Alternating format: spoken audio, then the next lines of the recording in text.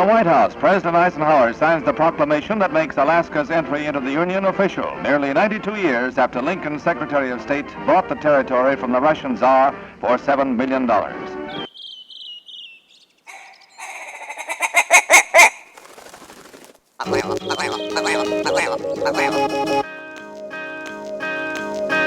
Alaska Wild Project podcast is brought to you by the following sponsors. Barney Sports Chalet, supplying hunters with the best hand-selected gear since 1963.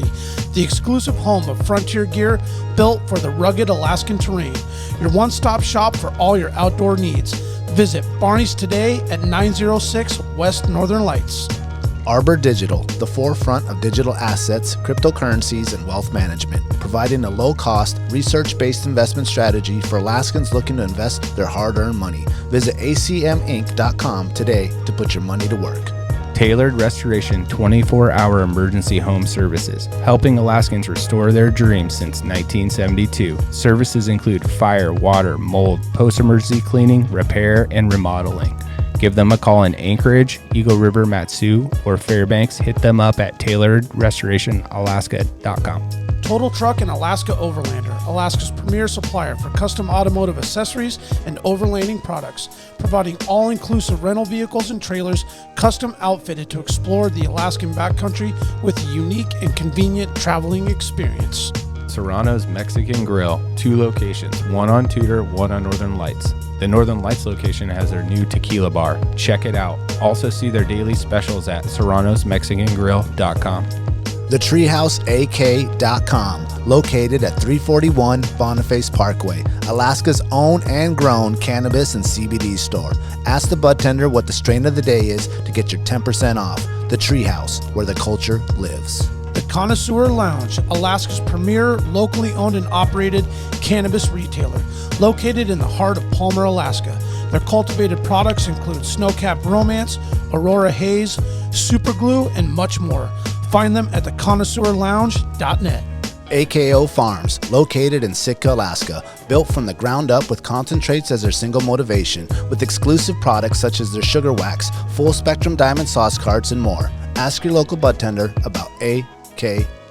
Marijuana has intoxicating effects and may be habit-forming and addictive. Marijuana impairs concentration, coordination, and judgment. Do not operate a vehicle or machinery under the influence. There are health risks associated with consumption of marijuana. For the use of only by adults 21 and over. Keep out of the reach of children, and marijuana should not be used by women who are pregnant or breastfeeding. The Bait Shack, located on Ship Creek upstream of the bridge. Can't miss the bright red shack. They're the go-to fishing gear rental and guide service on Ship Creek. Tight lines and fish on. Come hook into the action with them. Hit them up at thebaitshackak.com. Anchortown Dogs, located on 4th Avenue across from the old 4th Avenue Theater. Look for the blue and gold umbrella. From reindeer dogs to bomb euros, they've got you covered. Anchortown Dogs, your local gourmet hot dog and sausage cart. Crude Magazine, Alaska-based media outlet using the last frontier as a springboard to discover larger truths about the cultures of our great state. Read more at crudemag.com. Lawn Pro AK, Alaska's year-round professional property maintenance team. Services include snow and ice management, weekly lawn care, and more. Get your free estimate today at lawnproak.com. Double Shovel Cider Company, located off of Arctic and 58th. Handcrafted Alaskan-made colonial ciders. They also have a tap room downtown on the corner of 5th and E. Stop by today and taste an award-winning cider. Lady with a Plan, your own Alaska event planner. From scouting the perfect location to planning the tiniest details, specializing in event management and production for intimate social gatherings. Find Lady with a Plan on Instagram. Frozen to some degree. The water is. Well, there's some water that's left behind, frozen within like the husk or like the remaining part of the rhubarb stalk. But everything that's thawed so far, that's water, and all the sugar and acid, all the good tasty stuff from the rhubarb comes out through the press. Like this? Oh man, I think that was my first miss since we started. We were entrenched in the Crimson Mint. Crimson Mint, the science behind rhubarb and frozen pressing part. Oh man, those are all crispy calls too. Yeah, it smells crisp. Yeah, It's real sharp. So is this like going to routinely be a spring product? Brandon and I were talking about, since we need to freeze the rhubarb anyway, that the release of it for us, it's a really refreshing drink. So like coming into spring and sunny days, it kind of fits with that. Like it reminds me of like a bluebird day and the sound, with the sun kind of coming down. It's like almost tank top weather. So I would like it to continue being like a March, sunny days at Alyeska kind of release. But we could do it in the fall because as soon as it's been frozen, then we're able to press the juice out of it. Yeah, and if you had a bulk enough, you could press some in the spring and then save some for later, right? You could kind of like release it through. Yeah, I don't know. I think it's like one of those once a year thing, and I'll dig it that way. Yeah. Did you make enough for the whole summer? No. I think our we were talking about earlier. I think our cans lasted 5 weeks last year, and we made double that, but it's much more popular now. So I'm thinking it'll last about 8 weeks. I hope it does, because I'd like to have one of these on 4th of July. Would you call this the Crimson Mint Rush? It's like yeah, it releases and then like just everyone's there. Crimson Mint Rush. Yeah, it's one of my favorites. We did add. It's better this year, in my opinion. We added a little bit of complexity. It's more minty. So Is that right? it has a little bit more mint in it, and then it has the same amount of rhubarb, but it has something else in it too. And you can smell it and taste it. As we all smell. CBD. I wish. That's actually a good idea, man. Oh, I've talked to the board about this. like you can smell it. Yeah, the CBD have a smell. You can smell CBD in there. It's a gray area that I'm not going to yet. I'm glad we laughed about it. I wasn't sure if you were going to think that was too funny, Jack. So. That was funny. Okay, thank you. Another thing I think was funny. I opened up actually Alexia opened up the voting thing for the new Congress person. Have you opened that up yet? There's so like 40 names. Yeah. Who? What? Where do these people come from? I'm seeing some of my friends that are like a little bit more in the know and knowledgeable about politics than I am, like posting their stuff on Instagram on who they voted for to kind of help us all along. Yeah. Santa Claus? Give you some guidance. Santa Claus, yeah. I wish we could do the top 4. Like, it's crazy we can just do one. They should like vote, have this initial like 40 people, and then have another vote. Okay, like we whittled this down to 6. Right. Or 4. Yep.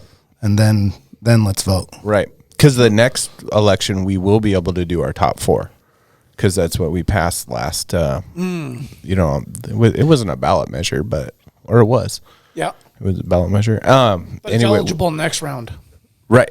So it's just not in this preliminary one. Oh, it is just preliminary. Yeah. So this is the preliminary one that's my understanding. Yeah. Oh, this isn't for the actual person who's going to get congressman. Well, now we're going to have to Google this shit. Narrow that shit down, but. Okay. Is this cutting the fat? I hope so, because there's a lot of names. Oh, there's so many? Not like a political dude. Yeah. No, I mean, but it's just funny. I looked at it and I was like, this is a lot of people on here. Yeah. And you only probably know like 4 names that you've heard of, Even Palin's back, dude. Sarah Palin's back in there. Yeah. Oh, wow, really? And she doesn't even live here. She lives in Arizona. We need people that actually live here. You spend the exact amount of time here just to get the PFD. Not cool. Yeah. That's just, you need Alaskans. Yeah. That's funny. Yeah. She still has a house though, no? Is she just a snowbird? Oh, she for sure has a house here. I mean, she's from Alaska, but she just, I think, spends, what I've heard, from good sources that are very credible, is that she spends a lot of time outside of Alaska. Yeah. And I want someone that spends a lot of time in Alaska. Yeah. To represent me and the rest of our state. Santa Claus. Yeah, Santa Claus. So North Pole. Have you guys been to that gift shop? No. Never.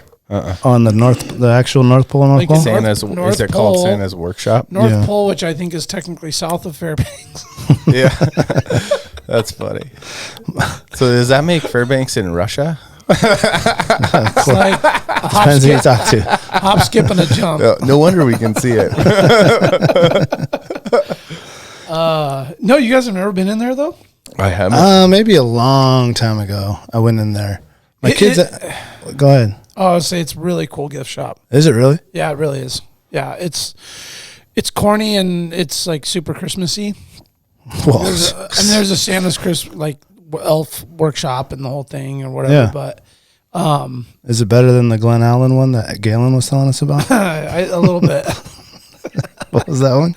The general store or whatever. No, he said Big another one. something? Sparky's. Sparky. Sparky's. Was that what it was? Man, how'd Yeah. you remember that? Yeah. I don't know. Sometimes I can remember random. I can't remember the things I need to. Put that one there. Yeah, locked in. Sparky's is locked.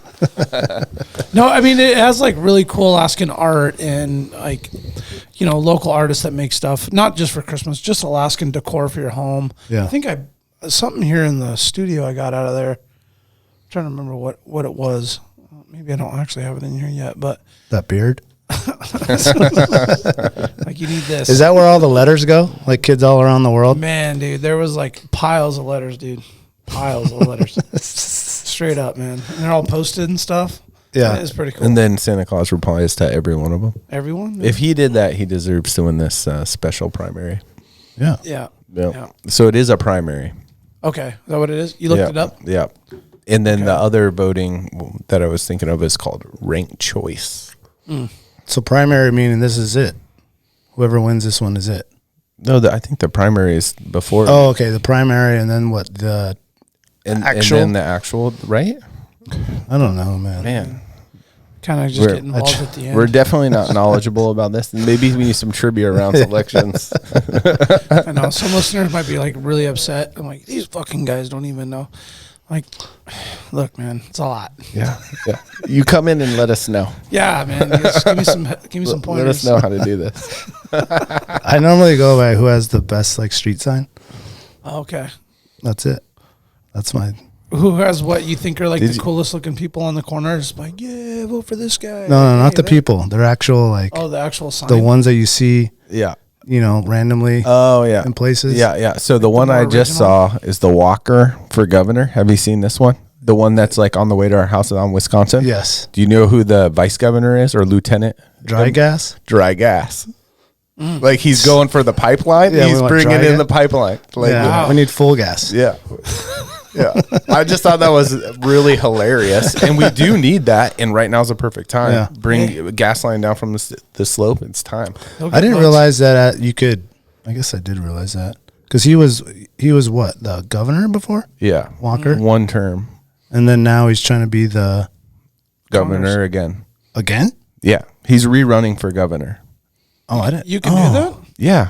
Yeah. But you can only be two max. I think you can be 2 max Alaskan and then you have to take time off and then you can come back. Really? I'm pretty sure that's how, because it wasn't this Hickle. Alaska I Wall think Project Hickle, factoids? when we were young, It was like 3 times, right? Yeah, I think he was like, and this is like speaking from when I was in 3rd grade for all the people out there, but I'm pretty sure he had already been 3rd grade twice and then Yeah. wasn't one and then came back. We can look it up. There'll Yeah. be trivia later. Someone told me that gonna switch to Hammond trivia. was my favorite. I was like, you weren't even born. What are That's you talking right. You about? weren't born. I read about him once. Yeah. Yeah, they don't know. Yeah. He's stud though. Hammond. Yeah. Yeah. Yeah. So what we Goes ham. we had a really cool visitor at the farm last week. H-A-M-M, ham. Last Sunday when I was farming, I had a cool visitor. Oh yeah. Yeah. So Lisa. Was that in Kodiak? Or, no, that was at the farm here Yeah, outside of Murkowski. Double Yeah. Shovel. Ooh, I love Murkowski. Yeah. So She popped in? So turns out, yeah, I sent you guys a photo. It's Oh, is that- it's me and her looking at the not towards the camera. It's kind of like taken from behind. So you kind of like Oh, I saw your brother's picture with you guys and Oh, her yeah, in the in the cidery. Yeah. Yeah. So she came over because it turns out that she believes is like Oh, shit, that's what that was. really into food security, which is super important for Alaska, right? with the 1.5 days of food that comes into the port. Yeah. But it was super cool to see her there. And then just to really get to spend some time with her and see how interested she was legitimately about, what we can do for food security in Alaska. And she wanted to work in there. It was awesome. But what was even better is when she was there, I was just kind of showing her, and she was very interested in what she could do to help me. And I wasn't asking for help. Yeah. And as soon as these ideas would come up, immediately she would turn to her aide and be like, hey, let's take care of this. Here's some ideas, blah, blah, blah, blah, and just jamming them out. Get Jack in contact with this guy or this group or this girl, or let's help them link them up to this expert that into getting grants, or, what for future farmers, what would help them the most. And it was subsidized energy costs for hydroponic farms, number one. And it was let's make a note of that. Hydroponic farms? Sure. Hey, man. Revenue is revenue. Yeah. You know what I'm saying? So it was let's get that in the ag bill for next year. That's going on the federal, I think it's the Senate bill next year, agricultural one. But anyway, then the next week, actions from all these people making shit happen. And this was out without any request for me. I was just showing her the farm because it's a cool thing. And I think more people need to take action for food security in Alaska. Yeah. It was super impressive. Man, it's true. Yeah. That's cool. Was that a cold drop on her part? She just dropped in? Yeah, it was on her way back from Slush Cup. Wow. Nice. Is she Fun back is up that? for election too? Because I thought I saw she is. she has her office over there by the airport too on Yeah. Spinard. I just noticed on the way here. Yeah. Yep. So her, so the Alaska Republican Party is not backing her. So I think she might be running as independent. Well, she won Really? it as that way, as She a was write-in. She was right? a write-in independent last time, right? Yeah. And I think it was last time, or was it 2 times ago? Anyway, Oh, it might have been 2 times ago, and then so the Republican challenger stopped in at the cidery too, and she came to look at the farm. And instead of being helpful, she told me that I should buy 900 of these things and put them up near Talkeetna. This is after I talked about my struggles, and that we need to turn Alaska into an agricultural state, and then generate enough agriculture that we could sell it to oil-rich countries that have a poor food security problem, in trade for lower oil prices. So negotiate lower oil prices with these other countries that have a lot of oil. And I was just whoa. And then she was and we need Chick-fil-A. And I was what? She said it 4 times. And I was what? Why do We we need need less Chick-fil-A? chains. How about less we need chains? to be more like the States. And I was no, we don't. Alaskans support local. We don't need more chains. chains. And it was just really interesting to get to spend time with the challenger. And man, I hope everyone realizes that. Who's the challenger? Her name is Kelly Tshibaka, and she's definitely a transplant put in here to win. Backed by couldn't help Trump myself. and everyone. You did that pretty good, actually. Is it really Chewbacca? Yeah, Chewbacca. Oh, man. Chewbacca or Chub. Tshibaka. All right, That's what you said first. Tshibaka. Yeah, Kelly Tshibaka. Okay. Yeah. But it was really interesting. Well, it's really cool to get the 2 perspectives. Like one is that sounds good, and the other one's man, you crazy. Yeah. Yeah. Yeah. Well, and then you see Lisa Murkowski out on the hiking trails and Sure. doing Alaska shit. Well, she's an Alaskan girl, man. Yeah. Yeah. And then she votes. Take pride in that. I think it's important that people vote for what's right, for what they think is right. And we might not have all the information. They certainly have more information than certainly us. do not. And they're trying to make the right decision for Alaska in that role as senator. And it's okay not to follow your party line sometimes.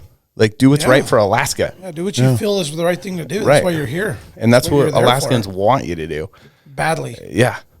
So anyway, it was a really interesting couple weeks in terms of like the political people showing up at the farm, because I was just like, no one else wants to see the farm, but these people do. Yeah. You know? Well, I mean, they're the ones that kind of matter the most. Yeah. In reality, right? Well, it's cool also to see that, you know, the food security is becoming a major issue, and it, you know, now it's at this high level, and I'd like to.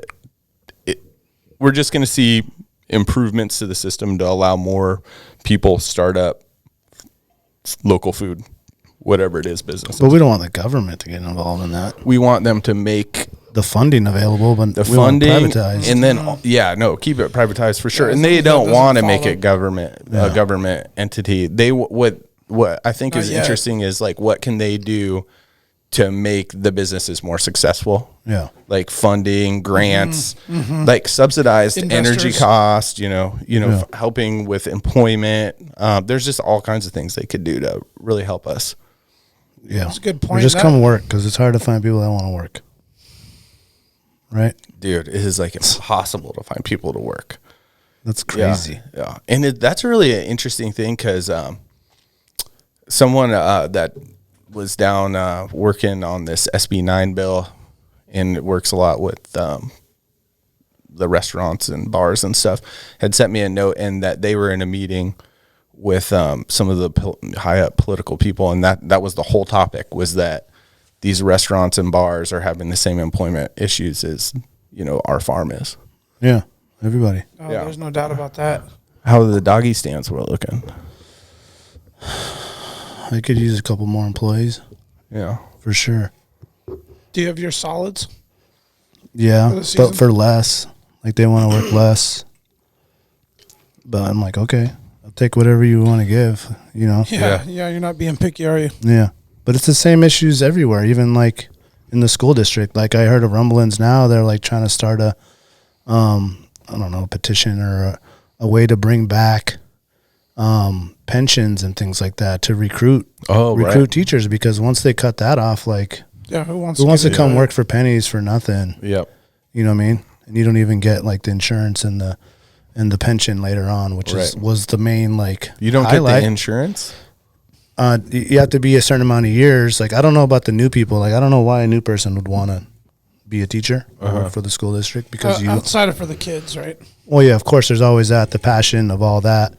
But along with that, you got to think about your future. And one of the main draws of, working for the state or working for the feds and anybody like that is the pension, and to have that security on the back end, where you're going to put in 30 years working for 20. Well, now it's 30, as the tiers go on, to have that, you put all that time in and you save all that money, and they match a percentage or whatever the number is. That made it worth it. Yeah. And now it's like, well, there's a lot of other options for kids coming out of school to do, even in the field of helping kids, social work and stuff like that. There's other, Native corporations and South Central Foundation and these other places that are pretty much counseling, that are offering better options. You know what I'm saying? So that just lessens the pool of talent to draw from for the school district. So it sounds like it's something they're looking into. I don't know. I know that was a problem before, because as of now, the people that, we're paying for the people that retired all these years ago, and eventually it breaks state, like in Wisconsin, I want to say it, like Illinois. I want to say Wisconsin too. It pretty much broke the whole state, the bank of the state, because they're paying for all these pensions. Right. And they weren't probably appropriately funded. Yeah. Like way back in the day. Yeah. Or through time. So is the UAA teacher program still around? That's gone too. Mm-hmm. That's got to be a huge So they can't pull any local kids that went through the UAA system. I think UAF still has theirs. Mm-hmm. But that's a smaller. Oh, yeah, that's right. There was like a accreditation problem, right? They needed to prove on. Yeah, I remember that. So now you're having to recruit new teachers from out of state to come live in an expensive state. Yep. Without any type of pension And if you can get more money in Texas, you know what I'm saying, and a pension, why wouldn't you go there? Totally. You know? So you're just pretty much, you know, lessening the best options. Yeah. Yeah. You know? The pool has shrunk. The pool has shrunk. Yeah, big time. We're in a shallow pool now. Yep, exactly. We're in the kiddie pool. Anyway, enough politics and all that shit. Yeah, that was like a good way to dance around it, but still talk about it in a way. We We don't really go there too much, Yeah. but it is good to crack them open sometimes. Yeah. You know, and I'm not educated at all on any of it, but it's always enlightening to hear what, you know, your guys' experiences are with it as a business owner. I mean, hell, you had Lisa Murkowski visit your business. Yeah, it was rad. That's fucking way cool, dude. Yeah, it was super cool. I mean, that isn't something that always happens. So Yeah, and totally nerded out, like on both the cider end and the farm side. Really interested in like the orchards we started and stuff. Yeah, that's badass. And I think I'm optimistic. Things have to like come around. Yeah. You can't like just keep running the world with everybody not wanting to work, and you know that can't. It's not sustainable. Right? Like I mean, No, it's not. I mean, people have to get back into trades and have to get back into teaching and have to do all these things, and I think there will be a shift at some point. I don't know when that is. I don't know if it's soon or We need to way get down the everyone road, into but- failure to launch school. It's like failure to launch therapy and get all the 30-year-old Fortnite people out of the, or whatever video games they play, out of their parents' garage. Oh, man. It's crazy how You many know, people that live in their garage. I'm their really parents' like house. proud to say that like my children never play video games. I don't have a console. Okay, hold on. I have a Wii, Oh yeah, but I haven't seen it like on for 2.5 years probably. yeah. I mean, once in a blue moon, a kid comes over and they're like, "Hey, you have a Wii? Let's fire it up." And the kids are like, "Oh shit, I forgot I had that." Yeah. And then we fire it up and they play for 20 minutes and they're like, "Oh, boring. Go jump on the trampoline or whatever." But Yeah. it's like, It's a big minority, though, yeah, of kids that Yeah. aren't You're doing things super right. addicted. well, I mean, right or wrong or indifferent or whatever. I just, it's not that hard to not let them do it. No. To like, just like, don't, I mean, they can go to friends' houses and birthday parties or sleepovers and stuff, and they got a video game console and they want to stay up till 3 o'clock in the morning and play video games, like, and veg out in that time, like, go for it. Yeah. I'm not going to like tell them they can't, but it's like, just don't have that shit in the house. Yeah. And they kind of like don't know any better. Yeah. And it's like not a thing, but it is like Well, what's going to happen, like, an issue. in 15 years when there's no plumbers and no electricians and no carpenters? Well, Then they make a lot of money, and then then the next, you know, people are seeing that like, oh, plumbers are now making $150 an hour, and they drive the nicest trucks and all this shit, you know, and have a boat in the sound, and and suddenly they're like, oh, I'm gonna switch jobs. Yeah. You know, My, Like, my it'll, YouTube career is like, not panning out. it's got to be that. yeah. Yeah, it's a supply and demand curve. It's got to be. It's got to be. Yeah, that's how I feel like in our industry is that like cars keep getting produced. They have to be repaired when they wreck. Yeah. So it's like, I mean, you know, 20, 30 years from now, is it going to be the manufacturer that just has certified, you know, plant style technicians that repair cars, or is it going to still be a dude that can like get a journeymanship in something and do it? I hope it's that, but I mean, fuck, dude, cars are still going to be built and they're going to wreck. So they can't just stack up and get wrecked or stack up and just get replaced. Well, maybe not. If everything goes autonomous and it's driving itself and it's not going to crash because it's in its lane. Yeah, if that reduces, but the insurance companies won't make money off that. Yeah. So they'll figure Yeah, a way. it has to be. Yeah. Yeah. They'll Anyway, lobby I mean, against it it. just feels Well, maybe like that's a good it can't- thing. It just feels like it can't just keep going this way. It will, and then it'll hit a rock bottom, and then it has to come back up. You hope so. So you still feel. I feel like you need human beings to build buildings and Right. you know, fly planes and fix teeth and like do all the stuff. You know what I mean? If they built a badass electric truck that could do everything that your truck could do right now, would you buy that? Yeah. I think that whatever the Tesla truck is super badass. That Yeah, new there's a Silverado couple is of pictures of fucking that. badass. It's like yeah, a tank. and there's a couple other ones too that I've seen coming. I forget the names. That new Silverado's tight. It's electric. Yeah. Oh, really? Yeah, you have to get like on, what was Kyle saying? You got to get on like a list for $100. That gets you on like a pre-order list. Okay. To even like try to get one. What's the range? As far as price? No, mileage. Like I don't even know. I don't know. Because what I saw from the Tesla was like 250. Yeah. 250 miles. And that's probably like perfect conditions. Yeah. And Alaska is probably 200. I saw a Tesla, one of those little Teslas towing a 4-place. Oh, really? I didn't know they had the thing, dude. I was that's awesome. stunned. I wish I would have took a picture, but I was on the highway and I couldn't. I saw a little Tesla towing, maybe it was a 2-place trailer. Either way, Did it have the little anything car? on it? I was like, for one, I didn't know that you could even put A hitch a on hitch it? on it, Yeah. and this guy's towing the little thing in that little car. I was stunned. I wish I would have took a picture because people probably don't believe me. I don't know if it's a 4-place. It's like, Even the 2-place. Did it have anything on the trailer? Yeah, 2 4-wheelers. Wow. That's badass.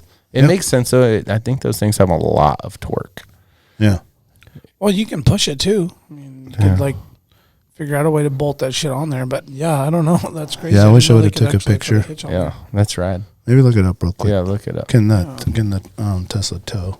there. What's the tow capacity on a Tesla? I'm sure truck? the trucks will be able to.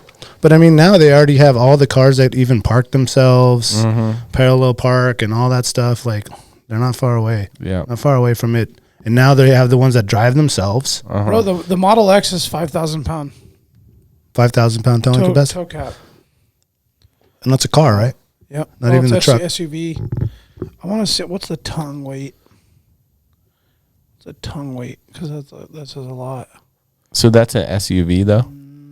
Maximum tongue weight of 350 pounds. A small US SUV.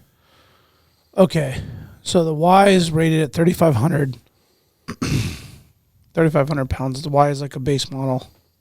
X is like that, like probably what you saw, like a crossover style. Yeah.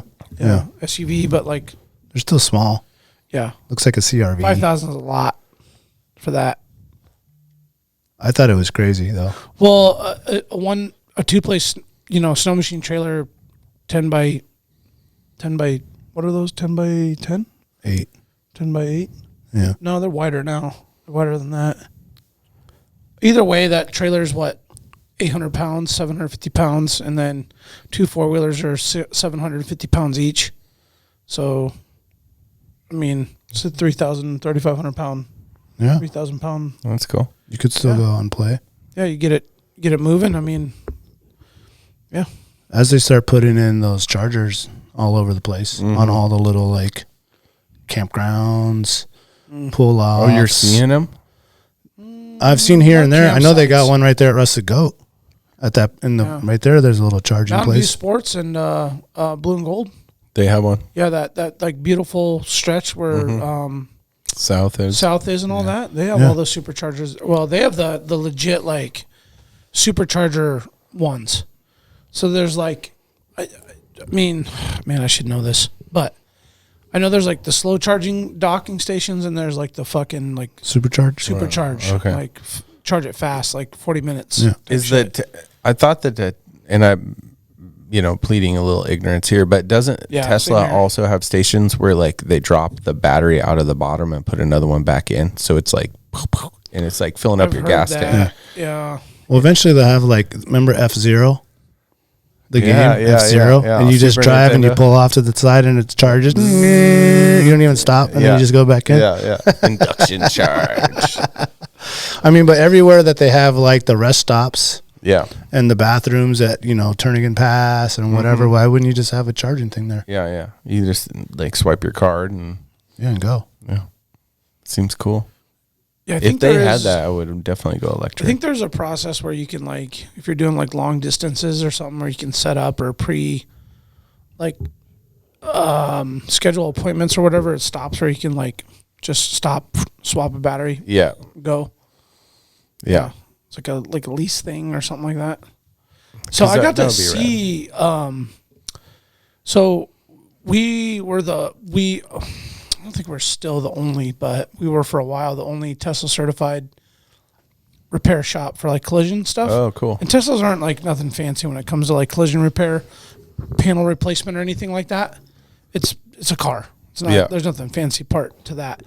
But when there was like warranties or people that needed repairs done, that they sent field techs up that were stationed up here and would rent vehicles, and they had all their tools and all their stuff and their diagnostic equipment.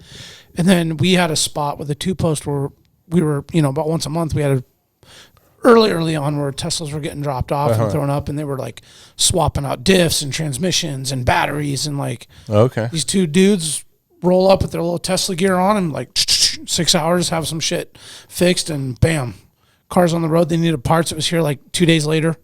Yeah, like they were dialed. Nice. And other than that, you have to ship them down for stuff. But no, it's kind of the future, dude. Yeah, it really is. Well, once the trucks come out and you get and it works.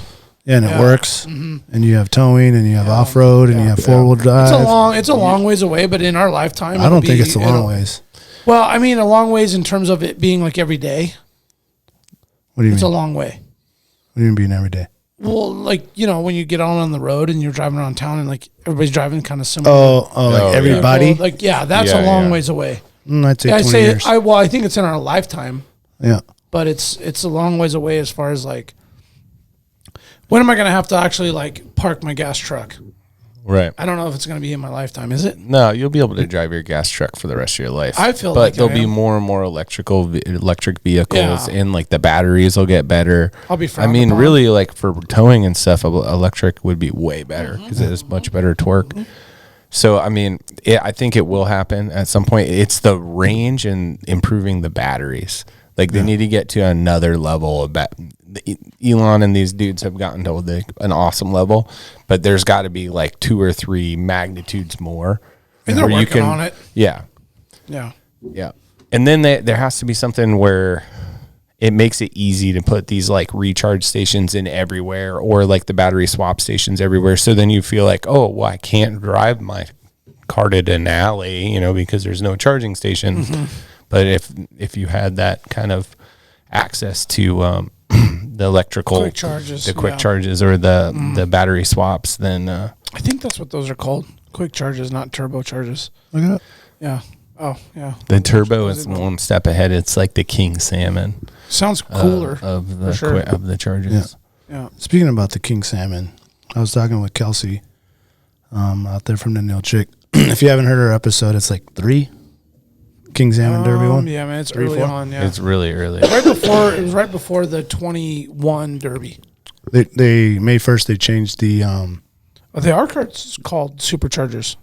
Ooh, Superchargers. Fuck yeah, Tesla baby. So it's not Super Duper.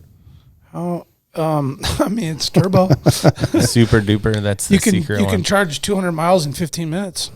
Whoa. Oh, yeah, that's really good. Just enough time to smoke a J and be like, I'm out. comes with the carbon filter. Drive mode. Yeah, autonomous smoke drive mode. Yep. I'm gonna have a bag of Doritos while we hit the road. That's funny. That anywhere outside in the Nilchik Deep Creek, that whole area, you can't fish within a mile of the shore. They just changed it May 1st, I want to say. Is it because of what happened at the Derby and there's no fish, or? Well, that's probably part of it. It's a cook inlet return, huh? Yeah, but now, like, all those guides and all those people that went out of Deep Creek and the Nilchik and Clam Gulch area, like, you can't no more because the fish are all within that mile. All right, and now you're not allowed to fish till you go a mile out. Oh man, yeah. That's a really bummer for them. Yeah, what does that mean for Matanuska drainage and Susitna and everybody? I don't know. The only thing I know that it's good for is Ship Creek. It's good for Dustin out at Ship Creek because those salmon keep coming back. Yeah, more and more. Yeah, he's not worried about it. No, he's not worried about it. Well, and he's got the throw a plug in. He got the cleanup coming up, right? Yeah, that's 18th? the 22nd. That's the 22nd. The day change? No. The 14th? I thought I had it for the 18th. Hold on. Let's make sure our listeners are aware. No, I was messed up, man. I'm thinking the range where we're trying to see the first king caught. Yes. That's where I got messed up. It was like the 15th or the 18th. Yeah. The cleanup probably would already happen once this show airs. Oh, when is the date? When would be the date of this show coming out? The cleanup. I got it right here. Yeah. The cleanup is the 14th. Yeah, so it already happened. It will. Yeah, release. It would have just happened this Saturday. Okay. So hopefully people went out to that. Yeah. But then the Derby. I want to say the Derby starts right then too on the 20th. I want to say. Mm-hmm. For 2 weeks, down there. Yeah. He's getting geared up for that. Man, I noticed Dustin's got is that a YouTube channel or like what's his like little recording thing he's got going on? Oh, he's just doing live. Okay. Going live. Oh, is that Instagram live? Yeah. Oh, okay. All right. Yeah, I was curious if that was like a YouTube thing or. Yeah, I don't know if he has a YouTube channel. I don't think he does. He's just going live on. I mean, most of his audience is on his Instagram account. Yeah. So he's been going live to let people ask questions and. It's pretty entertaining. And all that. I didn't get to watch it, man. I meant to get in there, but it was always like 11:30 on Tuesday. Like I'm at work. Like I can't log into Instagram Live that day. So sorry. But it's cool that he's doing it and he's opened the thing. Yeah, he's hustling, man. He's getting after it. His season is right around the corner. And the season for a lot of other things. Let's take a quick shout out to the sponsors, and then we'll come back into the mission here. Barney Sports Chalet, supplying hunters with the best hand-selected gear since 1963. Barney specializes in supplying hunters with the absolute best Alaskan-proven gear on the market for some of nature's most rugged and demanding terrain. Whether you're headed to the remote volcanic islands of the Alaska Peninsula in search of a brown bear, or the shale-infested glacial valleys of the Brooks Range for Dall sheep, it is critical you choose the right gear for your dream hunt. Don't miss Barney's exclusive brand, Frontier Gear of Alaska, tested from the high mountains of Tshibaka to the extreme conditions of Alaska. These products were designed for high performance and durability. Frontier Gear was derived from decades of experience hunting big game in Alaska. Paired with other top brands, it provides you the absolute best gear selection anywhere in the world.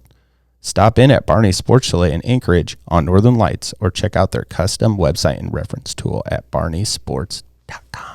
Arbor Digital, based in Anchorage, Alaska, is your go-to wealth management company.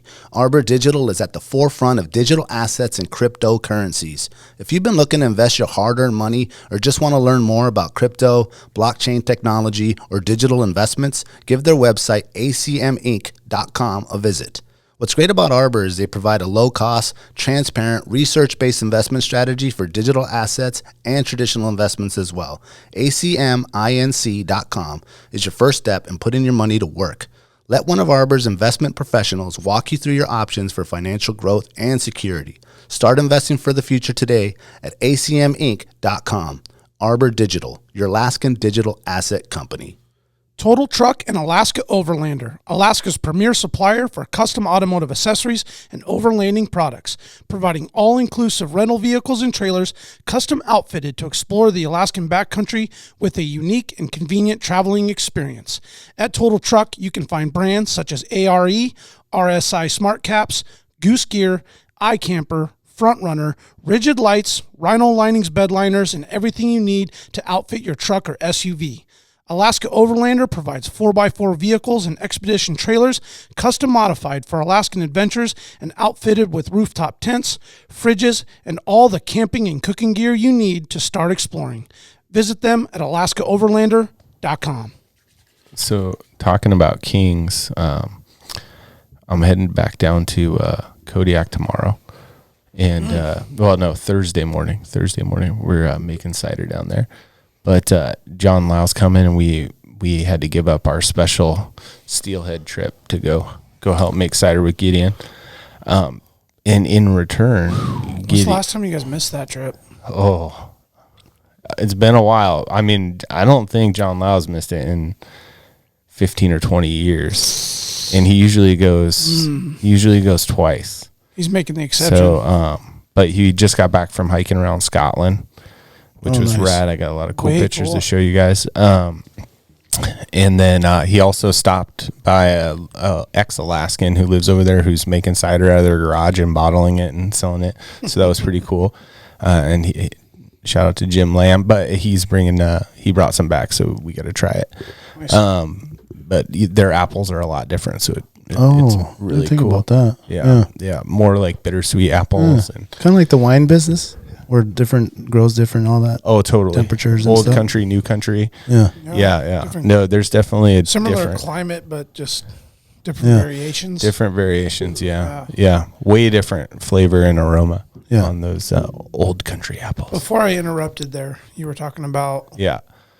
The Kodiak. So yeah, we Yeah, gave up our steelhead trip, and in return, the Kodiak crew is gonna take us out for after a hard day's working to troll for kings out there. So Nice. we're gonna hopefully get some kings and jig for some butt here. That's awesome. Friday, Saturday. Hopefully, Right on. Bring Yeah. me a slab. yeah, I will. the kingfishing. It's out good there is year still round. Good year it's round. good Yeah, year round. That's what I caught in all my like visits to Kodiak and talking to locals and stuff. You know, when weather's right, you can always go out there and drop lines. And Yeah, It doesn't get as No. hammered as out here, right? yeah. South Central.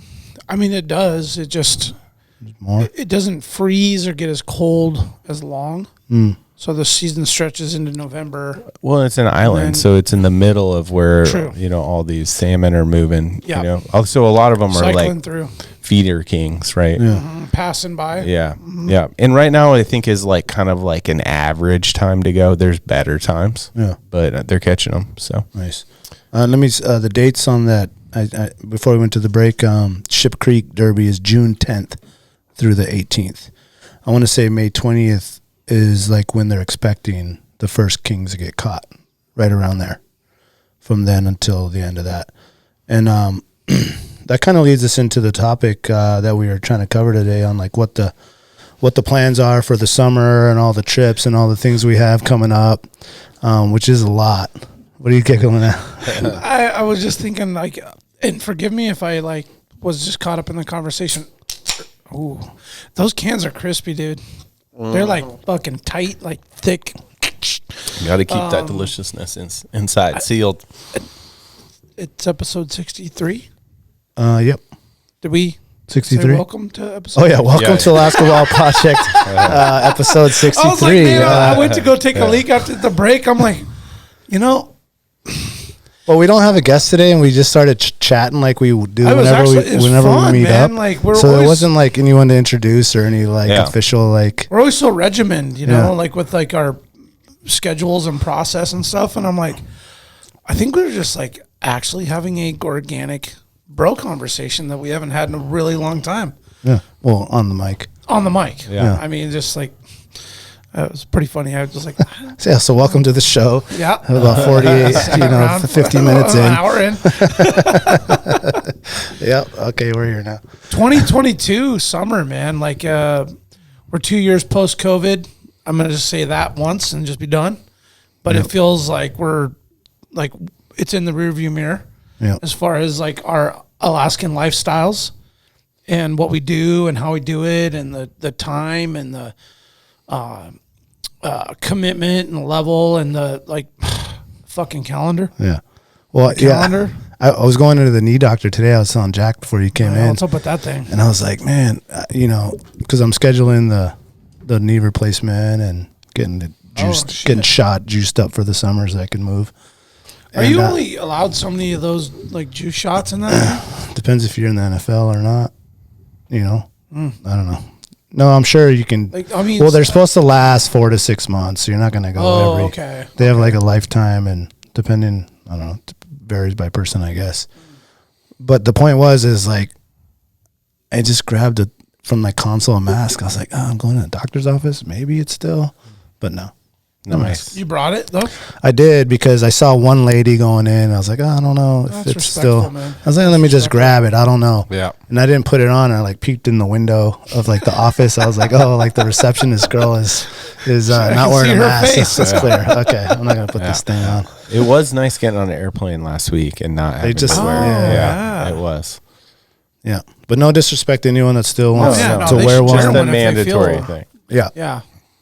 but I think the cool thing, and I want to get off the topic, but the cool thing is like, even people like, what I've noticed in the school, like a lot of teachers aren't wearing them. Some are, but if you're sick and you're out sick and you come back in, like they wear them just for like normal colds and stuff like that. That's cool. Which is cool. Which has been a really like Japanese cultural thing, Asian culture, where before COVID They were doing that shit for like forever, our whole lifetime. and it's just Yeah. like a thing. Like you're sick, you still got to go to work because you're not all the way healthy. Maybe you stayed home for the first 2 days, but it's time to go back to work. You feel good enough to go back to work, but out of respect for everyone around Yeah. you, you wear the mask. I always kind of wondered, does that stem from like a culture of like living with massive amounts of people?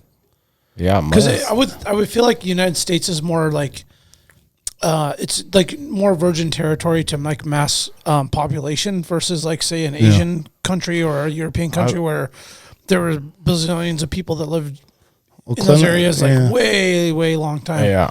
I've also heard from people that have lived in Asia, some areas in Asia, that they consider like United States like a little less clean. Like, I could see that. Hygiene, it's like a hygiene thing. way. Oh, yeah. wise. So, Gotcha. Like I think They're not it's- into handshake. They do the bow or Right, different things right, like that, okay, and that's they don't because they don't touch. want to Yeah, yep. interact. Yeah. You know. Okay. Yeah. Yeah. Oh, that's a good point. Although I did get strep throat in China, so Yeah. I would say that right before COVID, I mean like right before, because we'll get off that subject. February 29th. But I went through Japan to the Philippines, and I couldn't have gotten the like better service and like catering to a young family and young children on an airplane that I ever experienced with Japan Air. Oh yeah. my God, dude. I'm talking like they must like hand select their men and women for the airlines because they all like looked a certain way, built a certain way, and then their like carelessness to cater to the human beings on the plane was like second to none. I was like, oh my God. And like I was in not like to get in the mask thing, like none of them wearing masks or anything like that, which I, would be like the place to wear one, I guess, if you think about it in hindsight. But man, like, I mean, absolutely, like, you show up with 3 little kids, especially a baby. It was like, boom, car seat installed in the airplane seat, like coming every 15 minutes. Do you need a hot towel? Do you need milk? Do you need this? Do you need that? Oh, they it was had like, milk. I was like, what? American Airlines don't even have milk anymore. I was like, they got milk? Like, They don't even have regular size. they didn't make Coke us pay for it or anymore. not. They didn't make us pay It's the for it or little anything, guys. dude. It That's was right. like, Yeah. so it was a really great experience in terms of like, I'll never forget flying with them. And it was a 10-hour run. So it was like the perfect time to have that. And I don't even know where I was going with that part. We were talking COVID masks and culture, I all that totally stuff. want to but go skiing in Fiji now, or in yeah, Mount Fuji it's now. badass. I can't wait to go back. And then the Olympics were supposed to be there that summer, and then they got canceled. So I was like hyping up, and that was kind of a bummer. Yeah. You should holler at Kenji. His family, his dad's from Japan. Really? They go back there. They go on legit. They go there on eating vacations. They go to just eat and hike Mount like Fuji. gourmet. Oh, that's and go rad. ski. Yep. And they ski. Yep, they have I one need ski. to They're big hook up. skiing I need to hook up on vacation? that. Just one. an eating vacation to go eat. I would go on an eating vacation. Yeah, I would Yeah. too. And I mean, I feel like especially every if you can hike vacation and I go, ski. I'm eating, but like Yeah. just. Yeah. And that must be a thing because my other friend, shout out to Kusano, Aaron Kusano, he's Japanese as well, and his family's obviously from Japan, and he goes and he brings like, I told him, I ran into him at the Kraken game, and I was like, dude, I need to go on an eating vacation with you. I want to come. Yeah. Because I was like watching his pictures, and he'll choose like 3 of his buddies or girlfriends and stuff like that, and they'll just go to a place and like have all these places picked out and chosen, and just like, we're gonna eat this and we're gonna go to this place, and it's just an eating Oh, vacation. that's awesome. Yeah. I went on an eating vacation in Hawaii and I gained fucking 10 pounds. But maybe is that not the kind of eating vacation we're talking about? Sounds similar. Never been so I think if you mix it up with some hiking and some skiing, it would be perfect. Yeah. Yeah, Work hard and earn some it. activities. Yeah, just earn it. Yeah. Do you have to sleep in those like little booth things? I don't know. On the eating vacation? Because that would be real uncomfortable. I think I need a big bed. I don't think they have big beds out there. Yeah. Everything's small, light and tight. What's up with the knee? Oh, I got it injected today. So I'm ready to rock this summer. Oh shit! You ready to do jumping jacks? I'm ready, bro. You guys, knee's good, man. I'm looking at finally getting the knee replacement done, probably in December. Thought you were like supposed to wait as long as you could for that. Yeah, man, but I'm done waiting. I'm ready to get after it. Do it now, man. Get Enjoy out there. quality of life while you still have those young Yeah. years, right? And don't let hurt the other knee. Yeah. Yeah. Well, that was the thing. Like, and I've spoken to many doctors, or I should say 3 or 4 doctors I've actually talked to, and I've spoken to maybe 20 people that have had the knee replacement surgery, and the one thing that they all say is they wish they would have never waited. Yeah. You know what I'm saying? They wish they wouldn't have waited. And speaking to the doc today, I was like, I don't want to wait till I'm 50 something to be active again. By then I'm going to be fat and my kids will be grown. Like, I want to be able to do stuff with them now. Like, I'm okay with having the surgery now and having it again in 20 years. Yeah. Or 10 years if I wear it out. Like, I don't care. Like, I've already had 4 or 5 knee surgeries. Like, what's another one? If it can do stuff, like, I don't care. In the modern kind of good knees, like if it wears out, there's like a procedure to just put a new one back in. Yep. They just replace certain parts that wear out. That's perfect. Yep. So, that's he was ready to like, you want to do it this summer? And I was like, dude, I got a lot of work to do. I couldn't commit to the summer to do it, but I am going to commit to December. Plus we got sheep hunting. Yeah. You got to break that knee this year. So then you get it done right. Just get it done right when you get back out of sheep hunting. Maybe I will. Yeah. You're like, oh no, my knee hurts real bad. I feel like Christmas break would be the best time.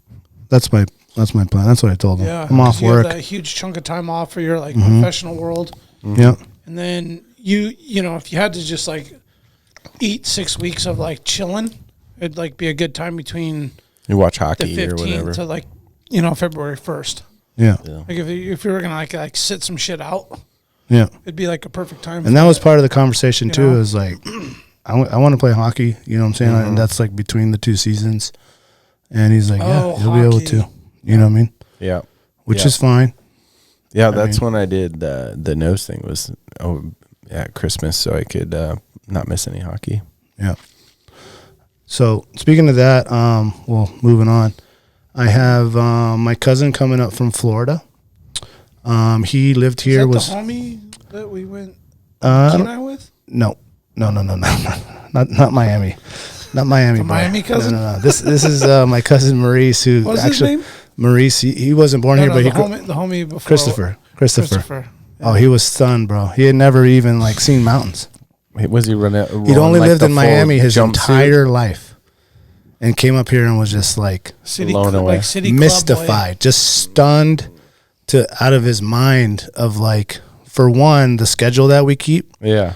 He's like, you guys do this like every week? Yeah. He was like so dead. Like after like 2 days of like fishing and staying up and going again, and we're going to go 4-wheeling now, and we're going to go do this. And he's just like, by the time he left, he's just like ragged, just like, I'm just going to stay home. I can't help you at the stand today. We sleep in the winter. Yeah. That's what I told him. We sleep in the winter. But my other cousin, he grew up here and he lives in Florida now. He moved over there as kind of like as an older, maybe he's an adult, maybe he was like 16, I want to say, before he moved. But he went fishing and all that stuff. But he's coming back up, and he's bringing a couple of his work buddies. So we're gonna take them on. We're looking through the plans. We were gonna go do some king fishing. You want to do the king fishing thing out of Deep Creek or something like that? But that's all fucked now because we can't do that because that's all ruined. So we're probably gonna. What day is he coming? He's coming the 15th to the 20th of May. Yeah, dude, are they doing catch and release? Early season kings on the Kenai, because that's like when the world record was caught. That's when the big kings come in. I got to look into that. So we have several plans with him. He wants to go on an ATV ride. We're going to do that. We might go up to Montana Is that the Creek. early June trip? No, this is May. This is coming up in like 2 weeks. Oh, May, yeah. Well, you got Memorial Weekend like mixed in there too. Yeah, he'll be gone by then. So you're gonna go on the ride on the wheelers? So we're gonna take him on a float. He wants to go on a float with his buddies. We'll probably go on the Kenai float. We're gonna go on an ATV ride somewhere, and then try to go. Maybe my buddies. I don't know. Maybe you weren't there. Has a cabin on the Montana. Oh, nice. And go fish there. And I was just talking with one of the Bear Paw River guides out of Willow there. The fishing's picking up out there for the trout too. Oh, nice. And they're starting to float that now. It's all the way, so that'd be another something that we're gonna do. Kind of close by. Try to get the most bang for his buck. Yeah, in his time here. With his time here, it's kind of not the best, season. Like he really wanted to go fishing and catch fish, but it's like it's not the right. Yeah. Are you gonna take him out for halibut? He wants to go. But you got to either go with a buddy that has a boat or go on a charter. Yeah. And so that's what we told him. So if you're willing to go pay, Yeah, go on Crazy Rays or something. however much money, you can do that. Yeah. So we're pretty much just throwing them all the options and like you decide what you want to do. Yeah. What's the dates again? I want to say he comes on the 15th. Okay. And he leaves like the 22nd or something like that. Okay. I know that bear hunt is on that date. Oh yeah, that 20th. Yeah, that weekend. Yeah. Who's going on a bear hunt? Brandon. I think you said Chad was going to go. Chad's committed. Yeah. I had half committed with you on that. And I want to talk to you about too. And I was going to bring it up to Maurice. I was like, you really want to do some Alaska shit? Yeah. You know what I'm saying? You come out there and go witness a bear hunt. Yeah. I haven't told him yet, and I don't know. Like, you got to be down for that. You know what I'm saying? Like, he has to be down for that. Like to witness That'd be that. a good like first go at one for a guy though.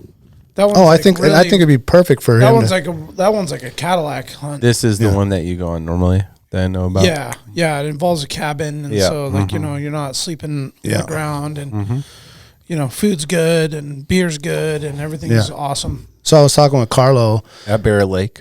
Yeah, Bear Lake, there in Upper Huffman. Yeah, and and me and Carlo laughed. He's like, that might be a little intense for a Florida boy, but he might be down. It'd be cool for him just to go see.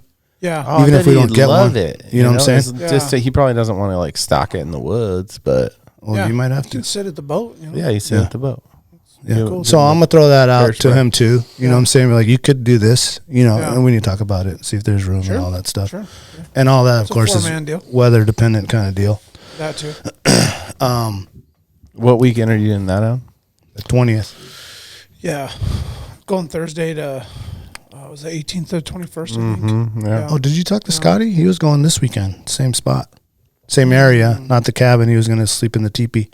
Oh, yeah. I mean, if everything's opened up. I didn't ask him that. He was already set, committed, going. I hadn't talked to him. I think there's a chance, but I mean, I don't know. We had a good snowpack this year. Yeah, it's still been pretty cold. Yeah. Yeah, I mean, it snowed a foot at Alyeska on Sunday. Yeah, and Alpine Lakes, it's possible. It's definitely possible. That it's opened up? Yeah. Oh, so it's kind of the same deal. Well, didn't we go earlier last time? Yeah. Yeah, okay. This is the latest I've done it. Yeah. Yeah, it might be open. Yeah. The only downside is that like the vegetation's grown in, so when you're hillside scanning, it's like a little bit tougher. It's a little bit tougher because everything's like filled in, but man, there's a lot of shit on the move though. Yeah. I don't know how much it'll be really, because it's gonna 500 feet up, you're still gonna have snow. Yeah. Yeah. There's a lot of south facing the stretch that you kind of like glass. So it's been like weeks thawed out. Yeah. So I think there's that, but I mean, I've learned now that I've been like, kind of hard after looking around for bears the last like 5-6 years in a row. Not necessarily hunting every time, just looking for them and watching and just trying to find them. The best thing ever is just go out and glass a hill and find one. Yeah. It's my favorite thing ever. But it stretches from like now to like the 10th of June. You know? Yeah. Where it's like super green, but they're still out like crazy. Yeah. And guys are killing them in stands and things like that. So Yeah. it's cool because I would have much rather gone later. Or, excuse me, Earlier. Like starting now would be great. I've already actually I went and looked around for a bear on Sunday and found one, but it's going to be cool because I haven't hunted this late. So now I can kind of like put that in my memory bank. So I can be like, okay, I've hunted this early. I've hunted this late. Yeah. And I know kind of like what it's like in between. And I kind of have that data. Yeah. So it's cool. It's good. You know what I mean? It's like sometimes not actually like anchoring down the ideal time to go do something is always an opportunity to see how that activity is at that time. So you can like, you might go on a fishing trip or hunting trip or whatever it is, and it might be like, damn, I didn't get a bite or I didn't get any action or whatever it is you're doing because you were like a little too late, like a week later, or you're like a week early from something, like whether it be a harvest on fish or oysters or hunting a critter that's just like in that area, but you were a little too early or late, you know, like it's good to have a full spectrum gauge of like what you knew you could get away with in an early season. Like, you know, what was it? 19, man, I got a bear like August or April, like 24th. And it was like fucking super early, you know, like like ice is never out on anything that early in normal Alaskan winters. Yeah. You're talking like May 10th, shit finally breaks up. Yeah, yeah. Right? Like we're approaching right now. So it's like, but then now, you know, you fast forward, like last winter was hard.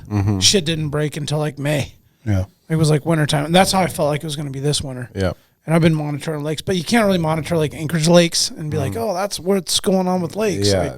Like, you get one that's on there 500-600 feet elevation. It's fucking got 2 feet of ice and it's different. So totally, and away from the water. So, you know, you're bringing up ice breaking up.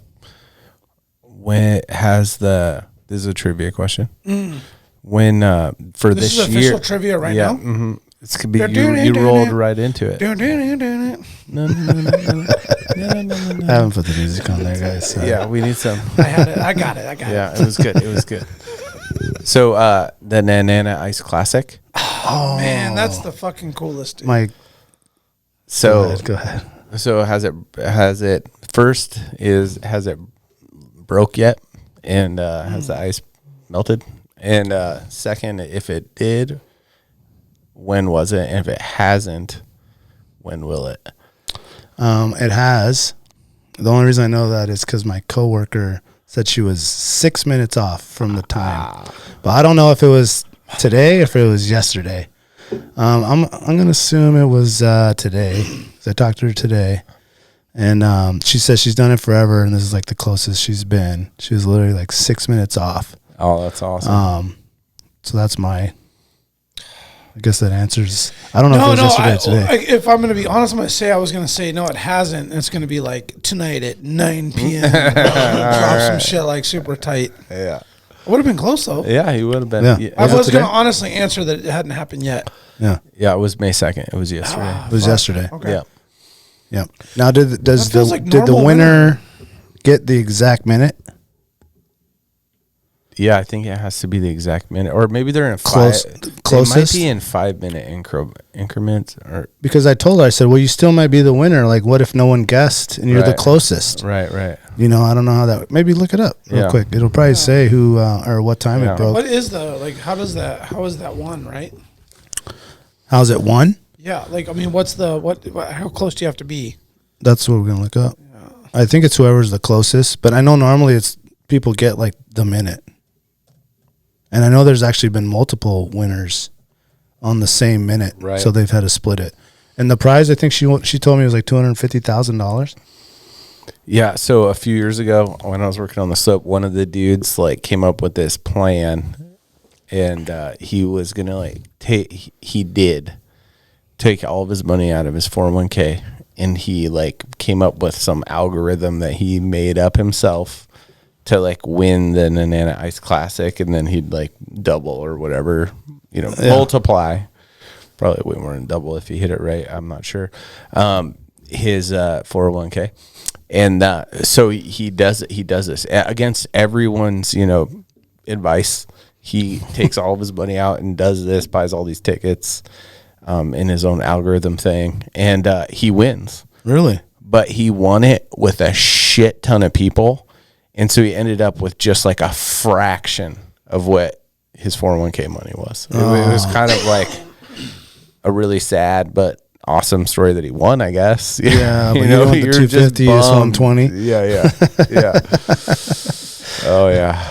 Yeah, I felt that's got to be some kind of like the people that live out there and just know, like it's always within this like time frame. Well, you can look up the historical data, and so you could get nerdy as you want, but almost related to like when they do like the jelly bean jar. Oh yeah, and you count the bottom, and then you count how many levels it is, and then you times it by whatever the levels are. Yeah, and now you just Google it. You're like, this is the size of the jar. How many jelly bellies fit in it? That's funny. I never thought about that. Actually, yeah, dude. I didn't know that. I could have won. I actually won just by guessing. That's a good way to do it, though. Yeah, I have definitely not won a jelly bean counting contest. And the funny thing is, like, I don't even like it wasn't jelly beans. It was something else. And the jar was cool. I was like, I don't want anything in this. I just want the jar. Oh, you just won the jar? No, I won the whole thing. Yeah. But I didn't want the candy. The candy. It was not a candy I liked. So I was like, I'd just let everyone at work have the candy. And I was like, when it's empty, I want the jar. Yeah. Can you fill this jar with smoked salmon? Yeah. I'll take that. Have you heard of Kenai cheese dip? Yeah, just fill it with that. So 6:47, May 2nd. 6:47 p.m. $242,900 jackpot. Damn. Pretty cool. Does it say how many winners? Looking. Didn't say. When I was on it earlier, it was saying that they're still going through the data. Oh, okay. To figure out like all the people that won, because I think it's all paper still. Yeah, it was a few years ago at least. Now, what about as you're looking that up, Memorial Weekend plans? There's I'm committed to going with you, Jack, and doing that. I don't know if you want to talk about that, what it is. I don't know if you want to blow that up. Damn, you know what's really cool? Like in these real quick in these pictures, it shows the ice out on the 2nd. It's like ice across the river, and then the live cam is just straight like water lake. Yeah, it's like what? Once just it goes, it just goes. blows and just that's awesome. Goes down river, man. Yeah, goodbye. That is fucking badass. There's like no snow on that south facing side in Nanana right there. I mean, in the shade, it's in the shade. It's still like there's fucking snowpack everywhere up there. But I know that a bunch of the normal crew for Memorial are still going to go up to Anchor River. My neighbor and them go Deep Creek. I know some people go. Are you not doing that? No, I'm going to go with Jack to his deal. Oh, secret deal. Oh, I told you about the deal. Did? Yeah. So this year, Tangy did too. Yeah, this year we wanted to. I wanted to go out on the boat and get away from everyone, but then I wanted to be with a bunch of families, and you can get away. That's true. But then I wanted to go with a bunch of the families, and friends and stuff, and so we on New Year's Eve. We're all just kind of doing our thing, and then we thought of a spot that no one else would go to because there's really not that much other than there's some really good hiking and there's some good trout fishing. So there's stuff, but people kind of go by this spot. Mm-hmm. Yeah, and so we got it. So we're going to that spot. Yeah, Tangy gave me the rundown on the meat party night. Oh, he did. I nice. was fucking tickled. Who did? Yeah, Tangy did. Yeah. Oh, okay. Yeah. Well, you're welcome to join. Yeah. No, I mean, you mentioned that earlier. Yeah, we're pretty much pre-committed to going to the Wits. What are you doing? Wits Family Farm out in Big Lake. Oh, okay. Yeah. That's it's always fun. Probably, more than ever become our destination as like a 3 to 4 time annual get together with our families and friends. And I mean, there's a lot of things that one could do and plan. But while we have the kids and everything is in its current status with our immediate, like, tight-knit group of friends and family, and I say family, like, they're just, like, day one childhood friends and everything's still, like, intertwined. There's, like, a sense of urgency to make sure that like, stays tight as long as we can. Yeah, that's cool. And so, often I want to, like, curb from that and do something else for myself. Yeah. But I also understand that what's important for all of us to always get together and keep that tradition alive. It's, it becomes priority. Yeah. And in my heart, that's what I want to do. But I, like, selfishly want to, like, go do other things. But I don't know. It's like, I don't know. Cool spot, man. It's fun to go out Well, there. I mean, I know we plan to go 4th of July. And as a lifelong Alaskan, I mean, don't we kind of find traditions? We, like, we do things for a while, and there was, like, stretches where my family and I and our friends went to Hidden Lake every Memorial weekend. Right. My mom, my aunt, my mom's friends, the moms would drive the fucking 27-foot motorhomes. Oh, that's so rad. Down there and fucking, dodging potholes down Ski Lac Loop Road. Yeah. To Hidden Lake Campground, and they pack up in there and take up 6 spots, and they'd be competing with all the Soldotna and Sterling locals, and we go down there for Memorial Weekend, and it was a fucking blast. Yeah. Unbelievable, awesome youth memories made in that campground. Yeah. In my years, good and bad, actually. But did you ever go back down and sneak down those trails to the outlet of or the inlet of Ski Lac? I did once. Yeah. Yeah, it was sketchy. We got stalked by a brown bear. Oh, you did? And it was so fucked up. Oh, man. We were down there, and, like, it's a long run down there. Yeah, yeah. It's long, but it's like... It's like I think it's 2 miles round trip. Well, when you're, like, 12 years old in a T-shirt or a tank top and shorts, you just run down there, and then you're, like, coming back, and it's like sun went down, and... Yeah. Yeah, it was fucked up. Yeah. And there's salmon in there and the whole thing, and... Down on Memorial, that was a different trip. But, so yes. But I've also, like, recreated on the lake and camped on the islands and, like, done all the whole thing. But my point is that there was, like, a tradition that we held for, like, 15 years.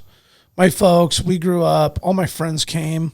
Before you knew it, we had, 25 kids. Yeah. In, like, 2 campsites. Awesome.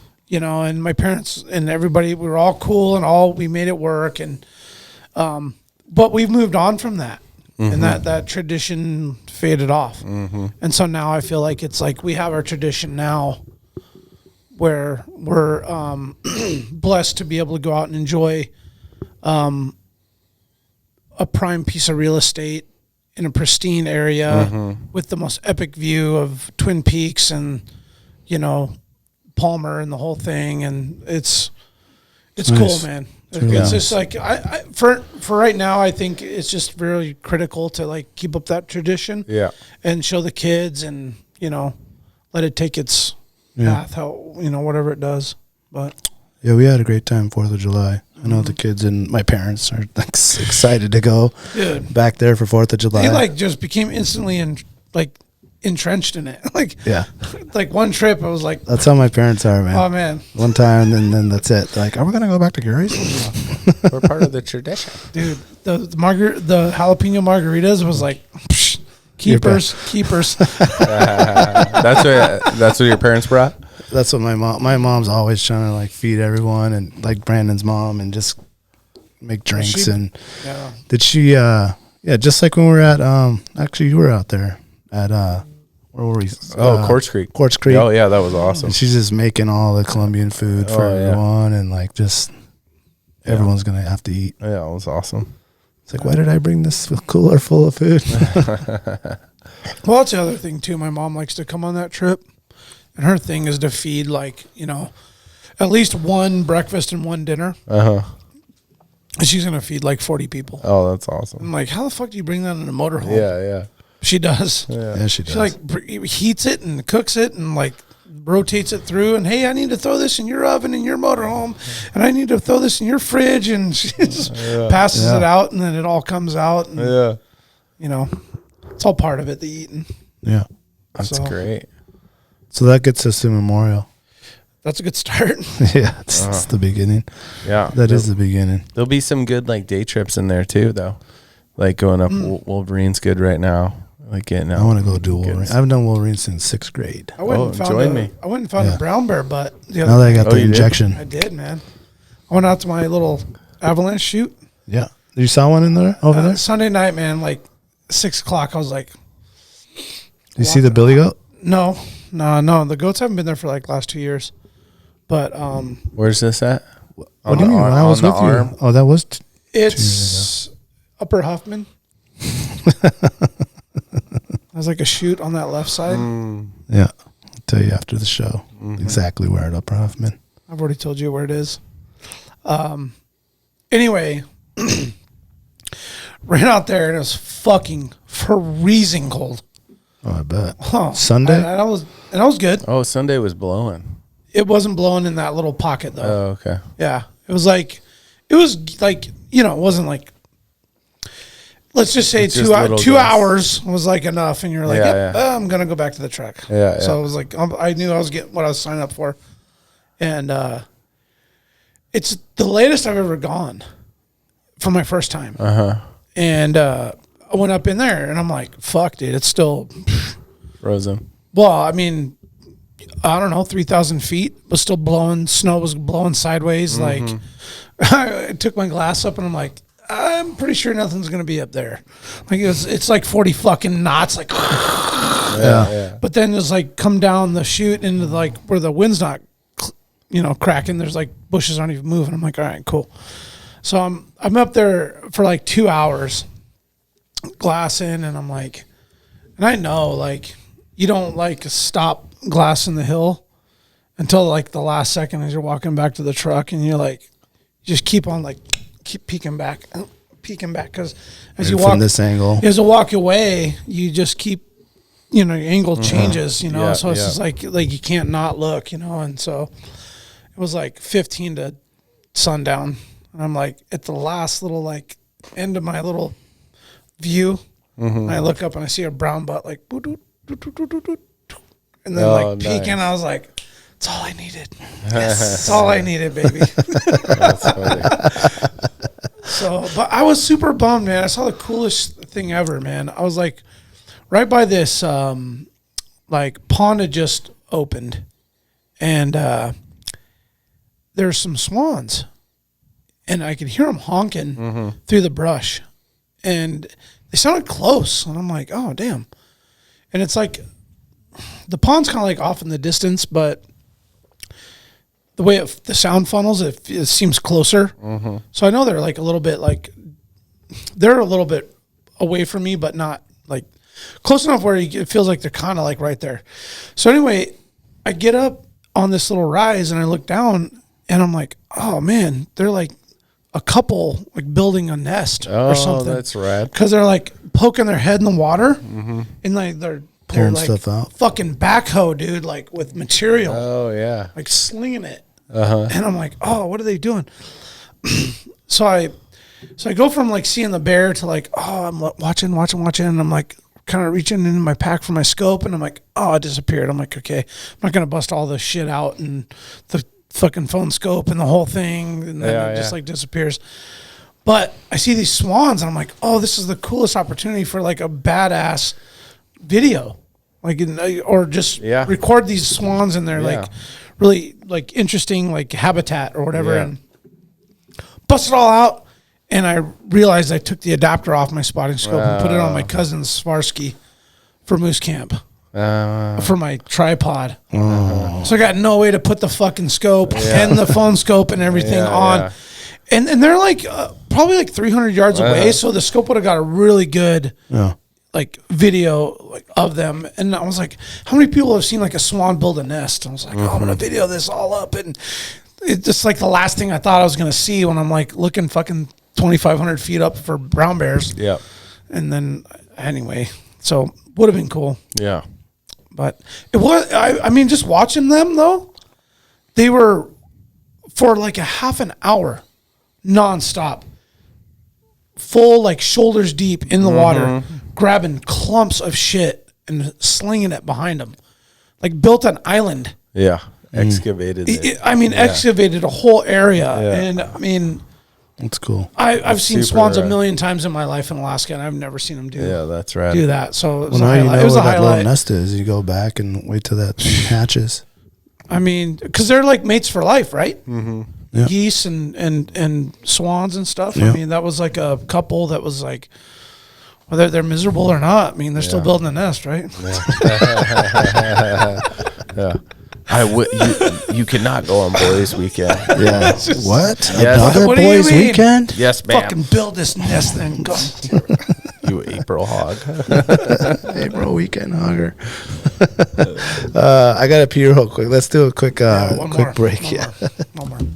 The Treehouse AK, your one-stop dispensary located at 341 Boniface Parkway. Be sure to ask the bud tender about their deal of the day, because honestly, there's always something good on deck. And guys, listen, this is where the culture lives. At the Treehouse, their dedication to servicing consumers has been developed through a lifetime of involvement in the cannabis culture. They're committed to providing the highest quality products at whatever value your budget affords, while always maintaining the deep-rooted principles that have carried them this far.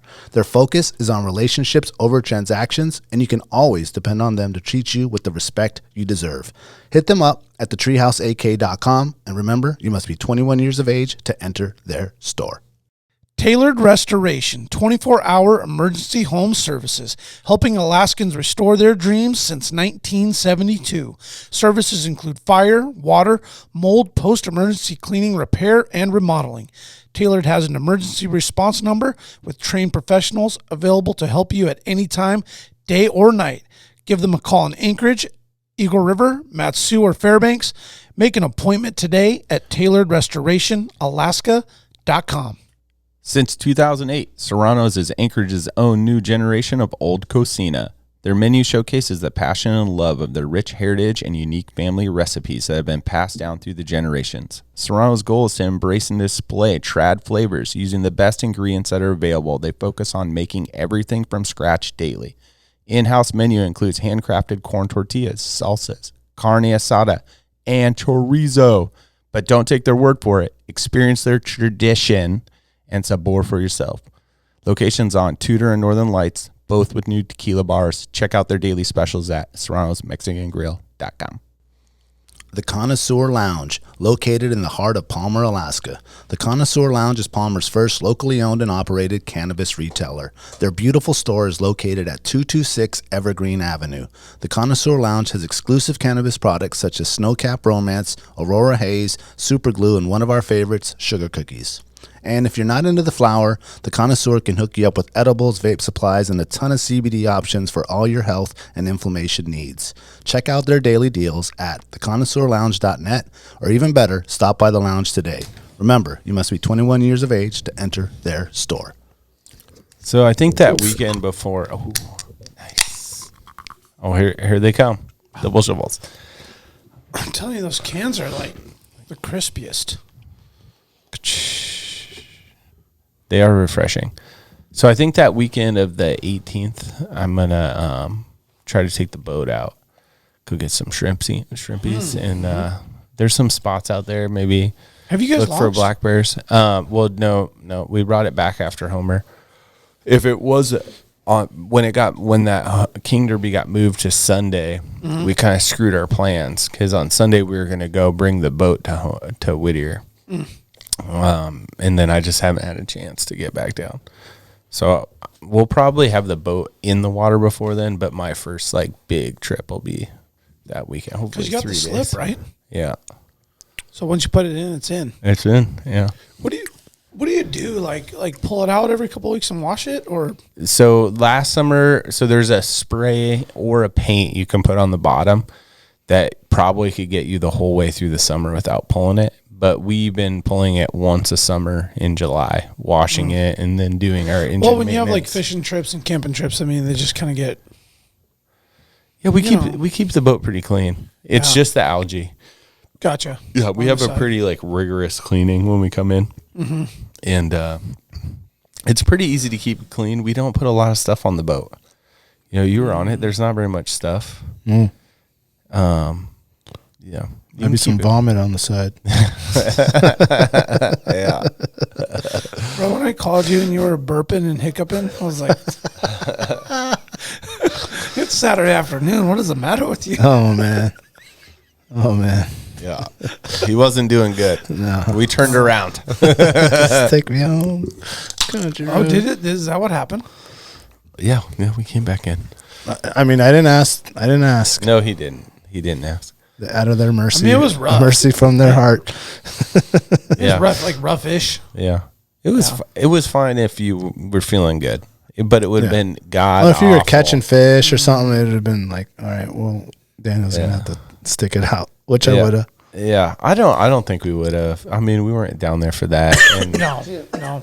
and people probably would get sick in the weather without being, sick before you got on the boat. And it was just, he was miserable, dude. And we were like, all right, he put up with this for an hour. Let's go in. Pretty miserable that day, too. Yeah. So black bears, I was gonna go shrimping. look for Yeah, bears. so I think in the paddleboard, get the paddleboard out, and just like a little exploration. I've been looking at the GIS and some maps, and there's some more of these saltwater coves that I want to go explore with my paddleboard, and those are rad because you can get in there and no one else is there, So I think that'll be as long as the weather permitting, as always, that'll be like my first sound trip of the year.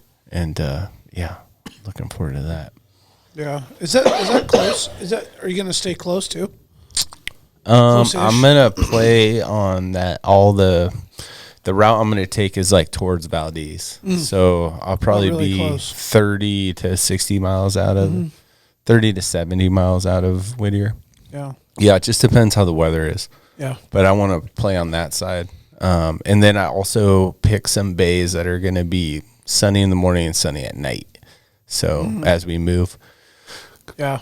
so Nice. yeah, you don't want to wake up in the shade, or it gets that's in really May? cold out there when the sun goes down. Oh, this yeah. time of year. Yeah, May. Nice. Yeah, Oh, this will be snow. I on wonder the if hills. that oyster farm would be open yet.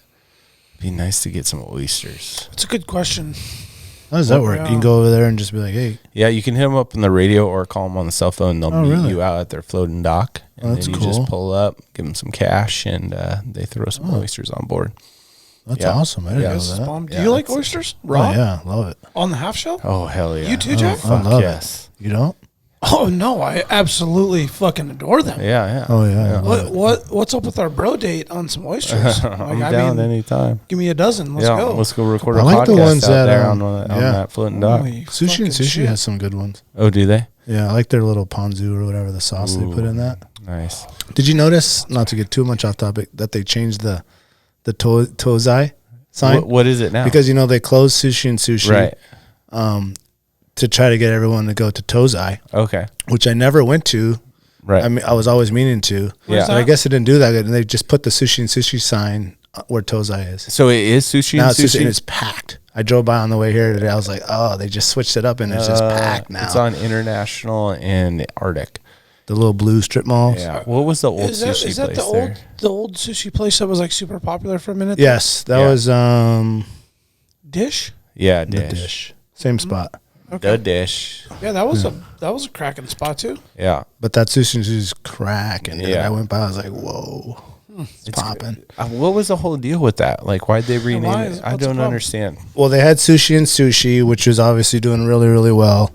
Was one of my favorite places to go. And then the owner lady wanted to have like a more upscale restaurant, but that was still, Japanese. And Tozai was it. And it was supposed to be kind of reminded me of like what Tequila 61, like there's Mexican food and there's like, little higher. That was higher that grade. Josh. He was one of the partners. Was. Okay. Yeah. But kind of the same deal where like no they kind of question, want to do sorry. some more upscale, maybe more expensive style stuff.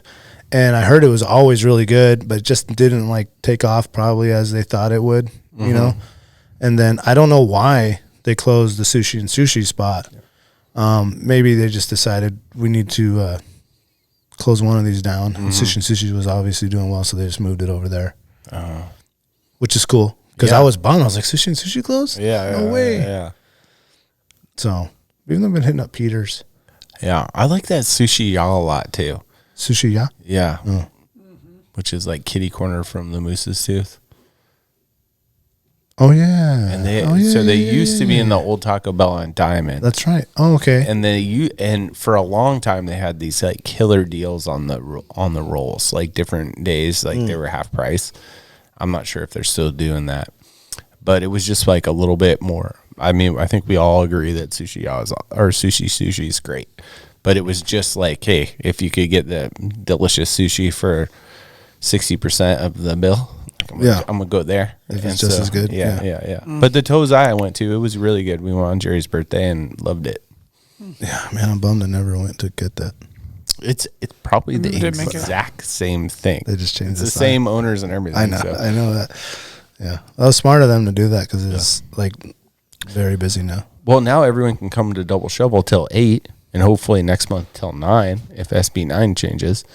Because it was. You got Sushi and Sushi truck then coming? Adam will add an amendment to get us closed at 9. But if it passes, then at 9 o'clock they can just walk. Wait, the vote went right through down the and street then the to dude Sushi. Yeah, that is walking the distance. dude who used to own the Blue Loon in Fairbanks, Adam Wool, he's a representative in the House, and he's also on the House Finance Committee. And he didn't excuse himself or recuse himself. And he added a bunch of amendments to the SB9 bill. And one of them moved us from closing at 10, which is what SB9 shows, moving from 8, which we're at now, to 10. He moved us back to 9. He's like, let's find a happy medium. The stakeholders stakeholders For already found me. a happy medium, and it was 10. Yeah. Right. But this dude is just like, hey, I'm not biased at all. I used to own a bar. Yeah. And then he, for no reason, moves it to 9. But that's kind of a shitty thing to do. Like a jab. It was bad for Alaska business. Yeah. So hands down, man. anyway, I just wanted to throw that out. So at 9, Thanks for doing maybe next month, and 8 now, they can like just walk from Double Shovel to Sushi. I love this. I'll walk with them. That's perfect. You guys ever do Riharu What's that? Ooh. on Diamond? One time. Yeah. Yeah. That was Where's that at? That was a Peter spot. That we used to go to. The original Haru was the old Pizza Hut in Diamond. Oh, I remember that. Yep. And then it moved It burned down, right? east. Yeah. East. To the old Taco It Bell. burned down. And, Oh, east. now they're in the old Taco Bell where Sushi Ya was. Is that where it was? Yep. No. It was like a. No, you're right. It was like a Macintosh store, and then it was like a kids. No. They did originally. Oh, no, you're right. Yeah. You're right. They went to that Mac store. It was like Mac by store. that optical place, and then there's that little like the original Mac store was right there. Yep. Then was like That's where they are. Okay. It was like But I think there still is a. Oh no, I think that Sushi Ya would turn into a Sicily's, Oh, okay. and then now I'm not sure what it is. it's always been that. Interesting. It's stayed that. I drive by it every day, but that one is pretty solid too. Like I think it's all like the same shit, right? For sushi, there's definitely some levels. Yeah. Well, What I remember about when they were at that Pizza Hut location is they did what like Ronnie's did, and they had like giant rolls. yeah, like Americanized fucking. I'm not down with Beast the giant rolls. Well, I'm not either personally. The folks that I would like normally go get sushi with are Yeah. so. Yeah, But and you group order. So. Yeah, Well, I would like, think give me that some eel. to judge the sushi spot is the busier it is, the better, because that means they're going through the fish faster and it's fresher. Oh yeah, I never even thought of that. Because if it's not busy, Yeah. then the fish is sitting there. Oh, that's a good point. Yeah. So they're always busy. They're always short staffed, like tremendously short staffed, Oh, welcome to the and party. still making it happen. Yeah. That says like volumes to me, and like never go wrong with. Is that I Love Sushi place still around up on Abbott? It is, and Yeah. that's good too. They have a good seafood soup. It's got like oysters and prawns and like fucking everything out of the sea in it. Nice. And it's just Like a lemongrass or? it's like a red spicy kimchi soup type thing. Yeah. Yeah.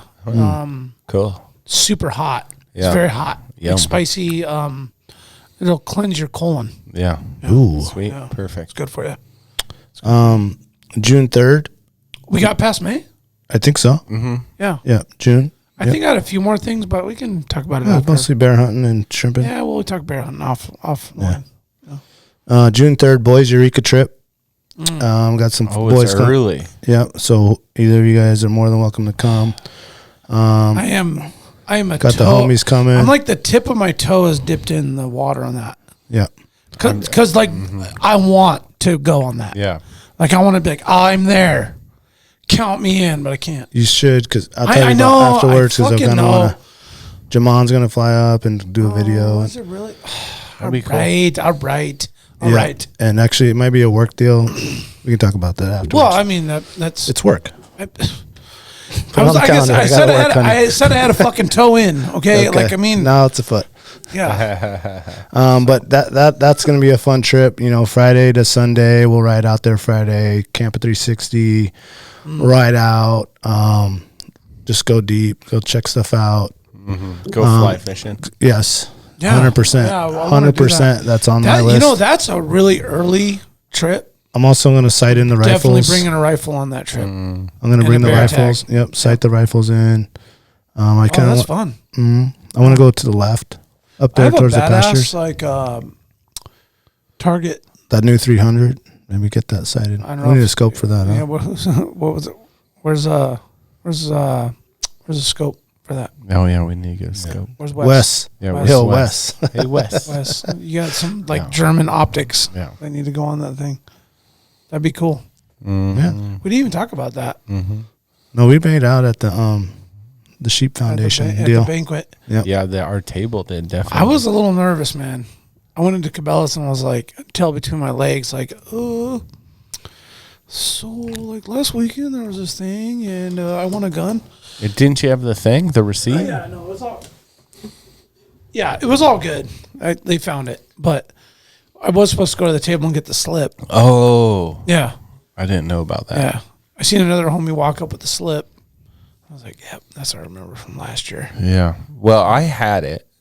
Well, So you had that- the blue. You had the blue ticket, and and that got us our rifle. and the other thing that was like the collect sheet, right? But then I left the building and I gave that No, to you you. gave at it to F me. You're like, Street. "This is for this. This is yours to deal with." I was like, "Yes, yes."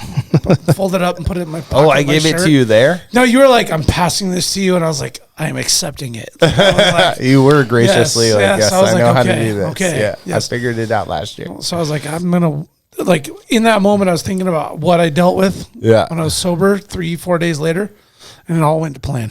Nice. So the ticket was like the number was what we needed. Oh, that's it? Yeah. Oh, perfect. Yep. A hot tip on that for anyone that's going to those foundations, those dinners where you're winning stuff. As soon as you get your tickets, just take a picture of that Oh, ticket man. and the Oh, number. yeah. And the number, Yeah. because we had one homie who threw in all the tickets, including the top one, The white one. the white one they're supposed to hang It on was, to. it was orange, blue, and yellow. The white one said specifically, "Keep this ticket." Yeah. So when you're sitting at your table and they're announcing your 3-digit number, Yep. Yeah. you are looking at your white ticket. Ours fell under the table and I found it later. He did after the announcement. you No, he did. showed it to me. Yeah, I had it. I had it the whole time after we sat back down. Okay. It was like right where we had the blue ticket though, like all the whole time, Yeah. which was that's good. funny. I mean, that could have been a prize for us, Yeah. but it's okay. We did good. Oh, we did keep one the whole time? I thought we the threw blue that one. back in after. No. The one that you brought in? I have it stapled The to one the that you paper. brought in, they gave back to me. That was the one that we won. So the one that Daniel had on the thing. that was a blue. That was a blue ticket that won the rifle. Yeah, and once we won the once we found the thing under the table, I went and took the one that Daniel had clipped above and threw it in a bucket. Oh, so all of our tickets went into play. Oh, so you got that ticket in at the last minute. Yeah, but that's not the one that we won. The No. one that he had was like the low end one. Is that a blue one? No, middle. Yeah, It was middle. Yeah, What yellow's was- general, blue. Yeah, and the then yellow was orange the is one that you hot had boy. hanging out, and we threw that back in. Yeah, I saved. Oh, we the got little that one. in. Okay, Yeah. when you found the white one. Yeah. Yep. So I remember you guys like getting my attention, like, "Do you have the ticket?" I'm like, "What? What ticket?" Yeah. Like, Do you I have any fucking tickets rained left? all my tickets in the buckets. We just want to take a picture. I went to the Argo and I was like, every orange ticket, like in there. That is a hot tip, though. Yeah, do that for sure. Oh man, That was good. That was fun. I threw all my red tickets in the Swarovski thing, and I'd even wait like 5 minutes and walk back around to throw more in. throw one more in there. And then Wes and Sarah killed it. And you have a bunch of short mag. Yeah. Which is So hard is to that what- find You and John shoot because Carlos shoots that too. me- It's tough. exclusively. No, John. 300 short. So does Cisco. Yeah, no, John Lau doesn't. Jerry, Corey, and I do. Yeah. So John's gonna That's John phenomenal. Lau's It's like, switching. I don't have any of that ammo, but I have tons of other stuff. Yeah, I mean it's pretty common now. 15 years ago it wasn't, but it's a damn good round, and it's around. I'm excited about it. Yeah, and then we can reload. We got tons of shells. So save them all. Yeah, we've been saving them since we've all had the guns. Do you have the primers and powder and everything too? No, we had to order that. Yeah, there's Yeah. shortage of that. One of the three of us has a lot and reloads the bullets for us, Okay. and it's not Jerry and I. I figured So as much. yeah. Well, when you live in Seattle, I mean, hey, you know, that's good to know. What else is there to do? Well, I'd like to eventually get a scope on it and go shoot it and break it in and do the whole thing with it. It's a super light a gun. It actually weighs the same as my gun. It's 6 pounds. Yeah. Yeah. So Without a scope, it's Yeah. 6 pounds. Yeah, it's going to kick like a mule. it doesn't hurt that bad. I mean, guys like, if you go like pleasure shoot a 30 cal, it's like, it sucks after like 10 rounds. Yeah. I mean, odd 6, 300, 338, like you go shoot like something without a muzzle box. brake. And, You're a box. I mean, you're it just like, yeah. I mean, Yeah. I have this thing where, it's like not that bad though. like guns are like 4-wheelers to me, and it's like its purpose is to do something for you. Like you get somewhere to do something, or you harvest the animal, and like I'm a proficient shooter, but I don't pleasure shoot. Like I show up, I shoot like whatever, a box, and then I'm done. And That's it was a a lot. mission, and I'm done. Yeah. And so it's like I don't notice the kick. But when I was a little kid, I did. But then we just get beat up in real life. And Yeah. you're like, oh, I got hit by a gun kicking, Yeah. And it's kind of a joke now. You know what I mean? Well, if you like alder bash into a spot to kill something, Yeah. and then like you're gonna shoot your rifle, it's like Yeah. it's the last thing you're thinking about is like, oh, my rifle might kick me. Yeah. After I just like fucking smash my shin into an alder, Well, you think about it after the 11th round when you're sighting it in. That's it. different- Yeah. That's the only time you think about it. Oh, that's a good point. Yeah. But you're That's right. We're not me- like going out shooting every weekend. No, fuck no, dude. No. That's. I mean, I would love to shoot more, but there's just not enough ammunition. Yeah. get I don't bored. reload enough. Like, I mean, I have fun shooting the 22 with the kids. Yeah. yeah. I just get bored not being like walking around. Like I don't like sitting there. Yeah. It's I mean, you're just doing what you have to do to be able to get to the next step. Yeah. Yeah. I mean, I am excited about like mounting some good optics on that and Yeah. breaking it in right. Yeah. And then, like starting that co-op. Yeah, the co-op is legit. Jack, I love the co-op idea. I've been like really thinking long and hard about that. And I might be your biggest cheerleader now, dude. Like I was talking to some other guys. I'm like, I have my own shit. I have my own gear. I've got, I don't know, man, half a dozen or more tents and, guns and fucking boots and 6 pairs of gaiters. And I got all this shit. And I I'm have a pair of beer gaiters. Yeah. yeah, hey, keep them. They're co-op gators now. Yeah, I mean, I bought them for you to use. But no, I mean, the point is like, I have enough of my own shit. Yeah. Like I can just outfit myself to go do anything like at any time. Yep. But I like the idea of like assembling some stuff, especially like the high-end optics, rifles, or certain pieces of equipment where it's like I can't justify spending the money on something that I'm not using like all the time. Right. Even though I like would if I could and I would love to. Yeah. But I'm cheap. I'm like I'm Yeah. a ball on a Frugal. budget Yeah. blue collar Me too. guy. So Yeah. like I'm not afraid to admit that. Like that's how I roll, Yeah. and I still like have the nicest shit I can get. Yeah. But I know there's like another level. But if we could like assemble this nest egg of shit Yep. and have this select group where we like do some checkouts or whatever we do, like it makes sense. Yep.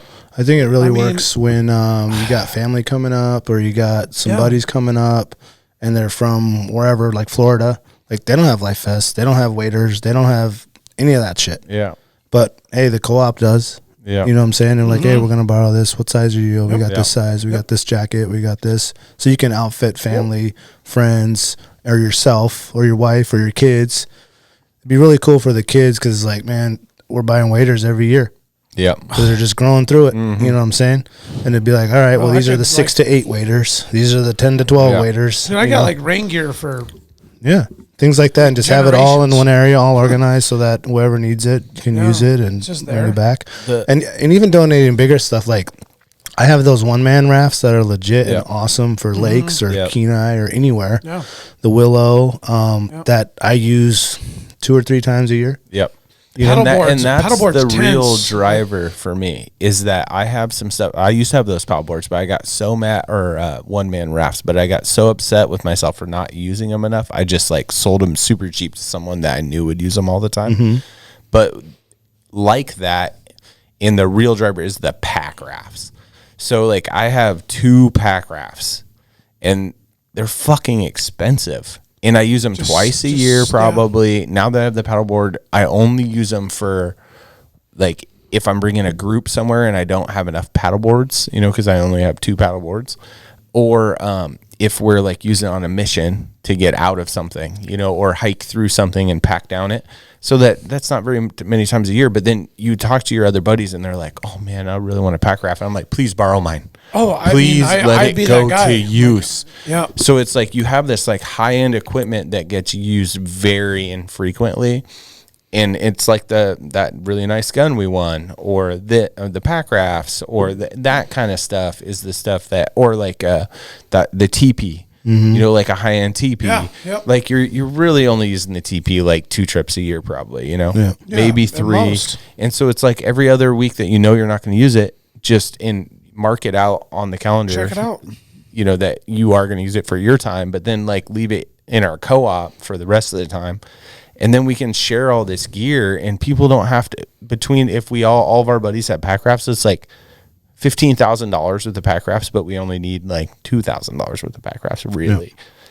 And as that grows, I even can envision like my trailer that I bought, the 3-place. I use it in the summer. I don't use it in the winter. But guess what? just sits Carlo, Cisco, any of these guys that go snow machining, Yeah. you need a 3-place. Boom, there it is. Yeah. Like it's just sitting there anyway. Right. Might as well use Yeah. it. Ginger, You know? my raft. I mean, how many times a year do I use that? You know, the Golcana and maybe 2 other times. Yeah. Like anyone that ever wants to borrow my raft, I'm like, please borrow it. It needs to get used. Yeah. Shit rots like that when it sits. Trailers or Yeah. like boats, things that just sit and like get weathered, get more abused and worn out than actually like Yeah. being out on the water or whatever it is they need to do on the road. Yeah. Well, let's run back to the topic. We're all at the rabbit trail, which is man. No, June it was 3rd. which is good. I wanted to support. I wanted to give a shout out to the co-op idea because I was kind of like, ooh, you know, I'm like personal to my like stuff, and I'm like, I got enough shit. Yeah. So much I'm of ready to a lot share of now. stuff. Like, You keep your personal stuff personal, but well, and if there's any one of other you guys things. asked me to borrow it, I'd give it to you because I know you'll replace it if you ruin it or lose it or like, and that's the other thing too with the co-op thing. Like, it's like a select like group of individuals that are like, you know, the stipulation is you borrow it or you take it out and you ruin it or lose it, like you replace it. Yeah. Like, and that's they the have to agreement, have right? stuff in the co-op too. Yeah, it has to be like everybody's vested, right? Yeah. Yeah. So it's like, you know, you're not in unless you offer your stuff, and then it's here or Yeah. wherever the co-op Yeah. is, you know. Yeah. We can get out of the rabbit hole, but that, I mean, Yeah. I like it for the kids thing too. Mm-hmm. That's cool. I didn't think about that angle. Yeah, So I have tons of kids things. The kids thing is a really good idea. Man, all their life jackets and waders and that rain can be gear recycled like a motherfucker, dude. Yeah, for years and years and years. Yeah. I'm just gonna run through my June and then we'll do that and we'll go around. So June 3rd, I'm doing Eureka. The rest of the June weekends, I'm slotting for the Kenai. I'm going camping on the Kenai. I'm going fishing on the Kenai. Just focused on that. Focus on getting my salmon. I didn't do it last year as much as I wanted to. So my goal this year is to camp big time in the middle and the upper. And June, that's Eureka, and then the rest is Kenai for me. Nice. Yeah, so I'm kind of going by the weather. So I really liked. I've always been kind of like what you guys are experiencing, where like everything's kind of like planned out. And last summer was the first summer that was like, you know what, I'm just gonna do whatever I want, and I really enjoyed that because it allowed me to play the weather. So what it takes me away from is like the crowded campgrounds and stuff. We did have a lot of fun on Quartz Creek, and I would go do a float with the kids on the Upper Kenai again. But other than that, I'm going to try to hit the sound every time it's clear that I can get free. We're definitely going to have a busy June at Double Shovel, but I'll be able to sneak away. And then I have like a peak bagging kind of campaign going on this year, where I'm going to start getting further and further back on like weeknights here on the front range of the Chugach. And then I'm hoping in June, because last year I said I was going to do it, but it didn't work out. But I want to do like the 1 day Crow Pass. So that was like something that I was really set on last year, and I didn't get to it. So probably after like 3 or 4 nice long hikes back there, I'll be ready. But when does that open up for that? Like mid-June? Yeah, probably. Where the snow's cleared enough? I would that think you can, so. Like pass all the way through? I would think so. People are hiking it and spend the night in June. Okay. Yeah. So yeah, I'd say mid would be a good time. So that, and then something that you guys are going to say later. I'm going to pick like, again, just play the weather, but when Kesugi looks nice. Yep. You know, if it's weekday or weekend, Well, you have that mid-July slot. Yeah. That would be the time to come, Jack. Yeah. Like if you want to do like the full, like, group sesh. Yeah. I mean, like 3-4 couples max would be a really fun experience. Yeah. I think you guys picked the same weekend that we're going rafting. Doing Golcana? Yeah. So, fuck. So that's out. And that was already like planned with a bigger group. Well, and it makes sense for that time frame too.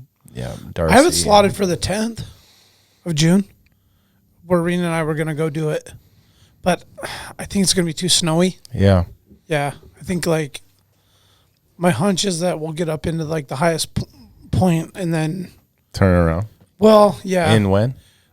10th June. Oh, you're going to go then? Well, that was our original plan. Like, it's up in the air now. I mean, we have it, like, set. We're going to take Kennedy, too. Okay. So we're going to actually get her out. That'd be cool. Yeah. I mean, if we turn around, I mean, it's not the end of the world. Whatever. But although it would be nice, like your first backpack trip as a kid, to complete something. Well, I mean, that was, I mean, we're going to push for it for sure. I mean, I've seen people doing it on Memorial Weekend, all the way to Byers. Really? Yeah. Yeah, I think you can follow like All Trails and what's the other one? I'll think of it in a minute, but you can watch what they're doing and they'll report it, how it's going. Well, no ifs, ands, or buts. Like where we ran into snow 2 years ago, we'll run into snow for sure. Oh, yeah. Like thicker. Yeah. And that whole stretch in that area is like alder. It's an alder tunnel. But we like skimmed over it. Yeah. Because it was all ice pack on top. So it's like north facing or something. It is. Yeah. It is. Yeah, man, it is actually north facing. Totally is. Yeah. Well, it's actually Northeast. south. It's actually I take that back. It's actually south facing. It's just down. So it has like shade on it. Oh, okay. Yeah. Yeah, like And- another mountain's blocking Yeah, it. it's kind of weird how it's like all dry and then you hit this like snow patch. Oh, And it's like just because it spends so many like weeks on end in the spring in the shade. yeah. It's fun to slide down finally- that thing. It was fun, man. Yeah. I skied down like, I don't know, 12 miles an hour, like shh, Hell yeah. in my boots. Oh, But I love it. no, I mean, I'm down for that. We still kind of have it slated, but that July, we're committed to that because we haven't done it in July. So it'll be fun to like see what the conditions are like then. Yeah, yeah. So I can tell you, like in June, the bugs are fucking horrendous. Yeah, sure. Bad. Yeah. Well, that's how it is on the Golcana too. You know, the mosquitoes are so bad in June. That the whole interior is really bad, and then you kind of get a die off. I mean, it's a slow die off, but of the mosquitoes, and then there's like a kind of like a gap before the like gnats and all that come out in the fall. August. So that's probably a good idea for that area. I'm just gonna kind of play weather. So Yeah. that's more I mean, to my if you could point. do Is that, like I that got just- a couple other hikes. Like I want to do this. What do they call it? The where you hike to the in Hatcher's Pass, where you hike to the plane. I want to do that as well. What is that called? The Bomber Loop. There's some good ones up there. Yeah. So I haven't ever done like that full loop. Wouldn't And they have I'd a like lot to- of snow too? Yeah, I mean in June. That early? Yeah. So I'm just kind of playing it by ear, and then We got a lot of snow yeah. too, man. watching. We have all these apps that the people have already done it, and they're reporting, and so Yeah. I'll just kind of watch that, and based Sure. on that, I'll change the plans. And it worked for me. It worked really good. Like the weekends with the kids, like we'll go out in the boat or go do something cool. We'll go float the Kenai with you guys, and then the other weekends and weekdays, like I can kind of just play it by ear and weather related. Work a weekend if it's nasty, Yeah. and then Yeah, take get your 2 or time in. 3 days off during the week. Yeah. Why wouldn't you? I mean, if you can play weather in June, Yeah, game on. yeah. And I think if it's shitty in June and I'm not going to go out, I'm just going to go down to Ship Creek Oh yeah, there you during go. that derby. Yeah, Why not? I want Mateo to get one of those Yeah. big kings out of there. You know Yeah, he'll put yeah. in the shifts. Yeah. Yeah. Get Dustin out there and Oh man. show him what's up. He already what wants. he what already was the wants to. winning fish last year? I don't know. Like size? Yeah, It's like Good question. 26 pounds or something. I'll look it up as you tell us what you got in June. and then I wonder what the Yeah. prize was. Oh, weren't we there? Remember they got the gold nugget, they got the Yep. bunch of money. We Yeah, weren't the- there, but we saw what he was going to like give away. When we went down there, we were like days before the end, right? Yeah, yeah. Right toward the end. It was before the kids' day, the whole nine. So June, I'm on the fence between that dude's trip and I had a black bear. Oh, out in the sound. Yeah. Which is one of those again, like where it's like I've never gone that late. Mm-hmm. And that's like when shit turns like real green. yeah. But it's still primo bear hunting, like statewide, Yeah. especially black bear. So Yeah, that June 3rd weekend, I'm going to be out there. are you In really? this sound. Yep. Like I've had that plan for about a year, Oh, and that would be a good. That's a good time. We have visitors coming up, but that would be a good time to bring the bow. especially if you can get off the shore and get in the tidal grass. Catch a bear out there in Eureka So too. you're thinking about doing that? I'm torn because I've done the boys ride. What 3-4 years ago? The Camp 360. Yeah, man, that was a ball. Nice. I mean, just for a good ATV ride. Yeah. Got the side by side. I was gonna run back in there and do that whole thing, and I don't get a chance to explore back there much. And it's not like during hunting season, so but it's early too. That's like Is way it all early. snowpack back there? Right It now, will or- be for that weekend. I've been back there and it has been and it hasn't been. Just depends. As long as you can cross that Nelchina, you'll be all right. Yeah, then you can just go as far as you want. Mm-hmm. Yeah, is sometimes where the Nelchina still got ice pack on the edges where it fucks you. Oh, raging. Yeah, you don't. It's just raging. Yeah. You can't cross it. Yeah. You've had that happen? Mm-hmm. Yeah, I've tried to cross it and got caught up in there. Is that where you took the life or Can-Am? death. The Can-Am turned into a jet ski. Oh, was that? Yeah. That crossing? Yeah. Did you get across or what? No. I went and it just took me, and then I just had to until I found an opening, and I just gunned Brand it. spanking new 4-wheeler.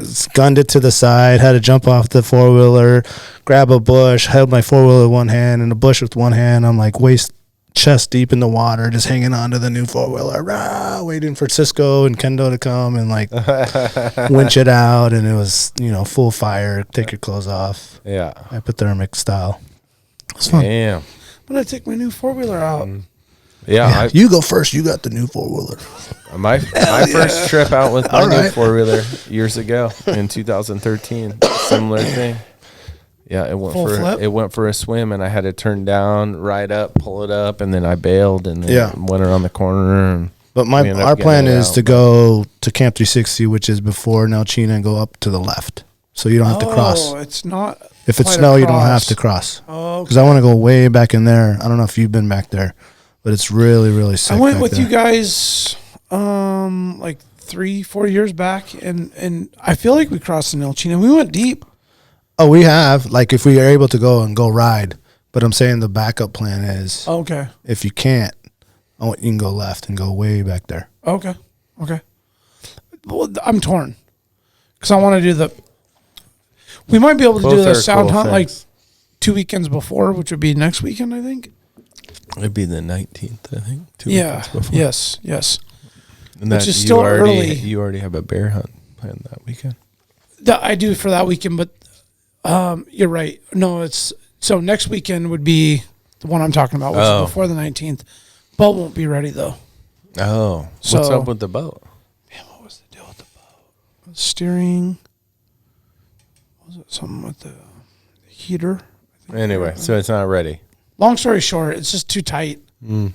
Homie's going out of town, and he's not going to get back till days leading up to, and it's not time. I was excited about going later, just to kind of like hunt the area and like get to see what it's like late. Just so you, again, like I mentioned before in the show, like the early to late and having that full, like, hey, I know what it's like at this time of year. I know what it's like at this time of year.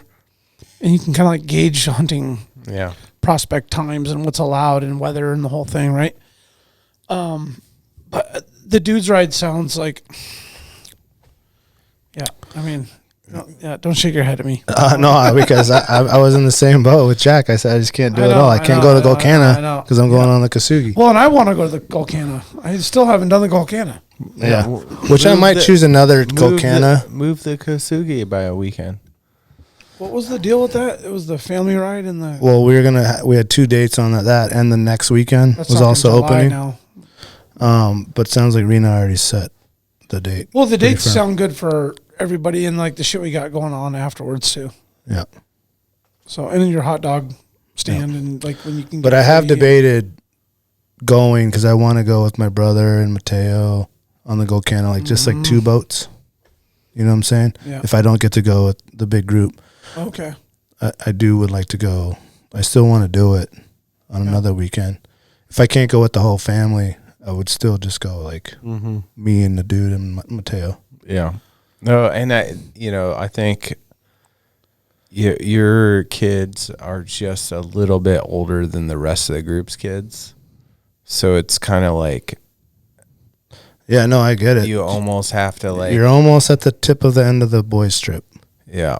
So, and I wish that they're old enough to go this year because, man, I'd bring them, but they're not old enough to go yet. Well, I figure in the next like 5 years, in 5 years or so, when they're ready, it's going to be like the Buitragos and the Laos. Yeah. Going to go on the family trip. You know what I'm saying? If they don't go next year, they'll for sure go the year after. Because that seems realistic. Like for example, like we skied on Sunday, got fresh pow. They didn't groom.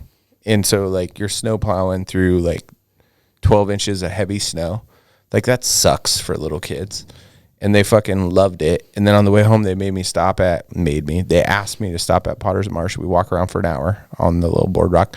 And then we're driving home from that, and they're like, hey, Dad, movies are lame. Inside sucks. They didn't say sucks, but they said lame.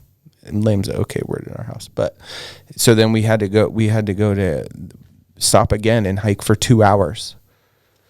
2 hours at the end of Sunday. And so what's happening is like I'm finally seeing the progression of like all the stuff I've been trying to teach them, but they're the ones that are like, no, now we want to go outside. We want to stay outside. Yeah. And so I think like next year they'll be like dying to go, but it will probably be the year. Well, after. I think a good idea is this year on just the Upper Kenai was a little easier on the camp trip. Yeah. Like just get them on their first little river camp trip. Yeah. And then from there, they're going to be like, let's go do that. And actually I had that, now that I think about it, I had slated for the weekend after for the family Eureka trip. Mm-hmm. But if the ATV is not here, I might just transform that into the Golcana. Yep. Then you guys will have the full word on the trip gone the weekend before. And be like, the water's low, the water's high. This is, good backup. Yeah. Mm-hmm. Really good backup. I just thought about that. When are you going to do the floats on the Upper Kenai?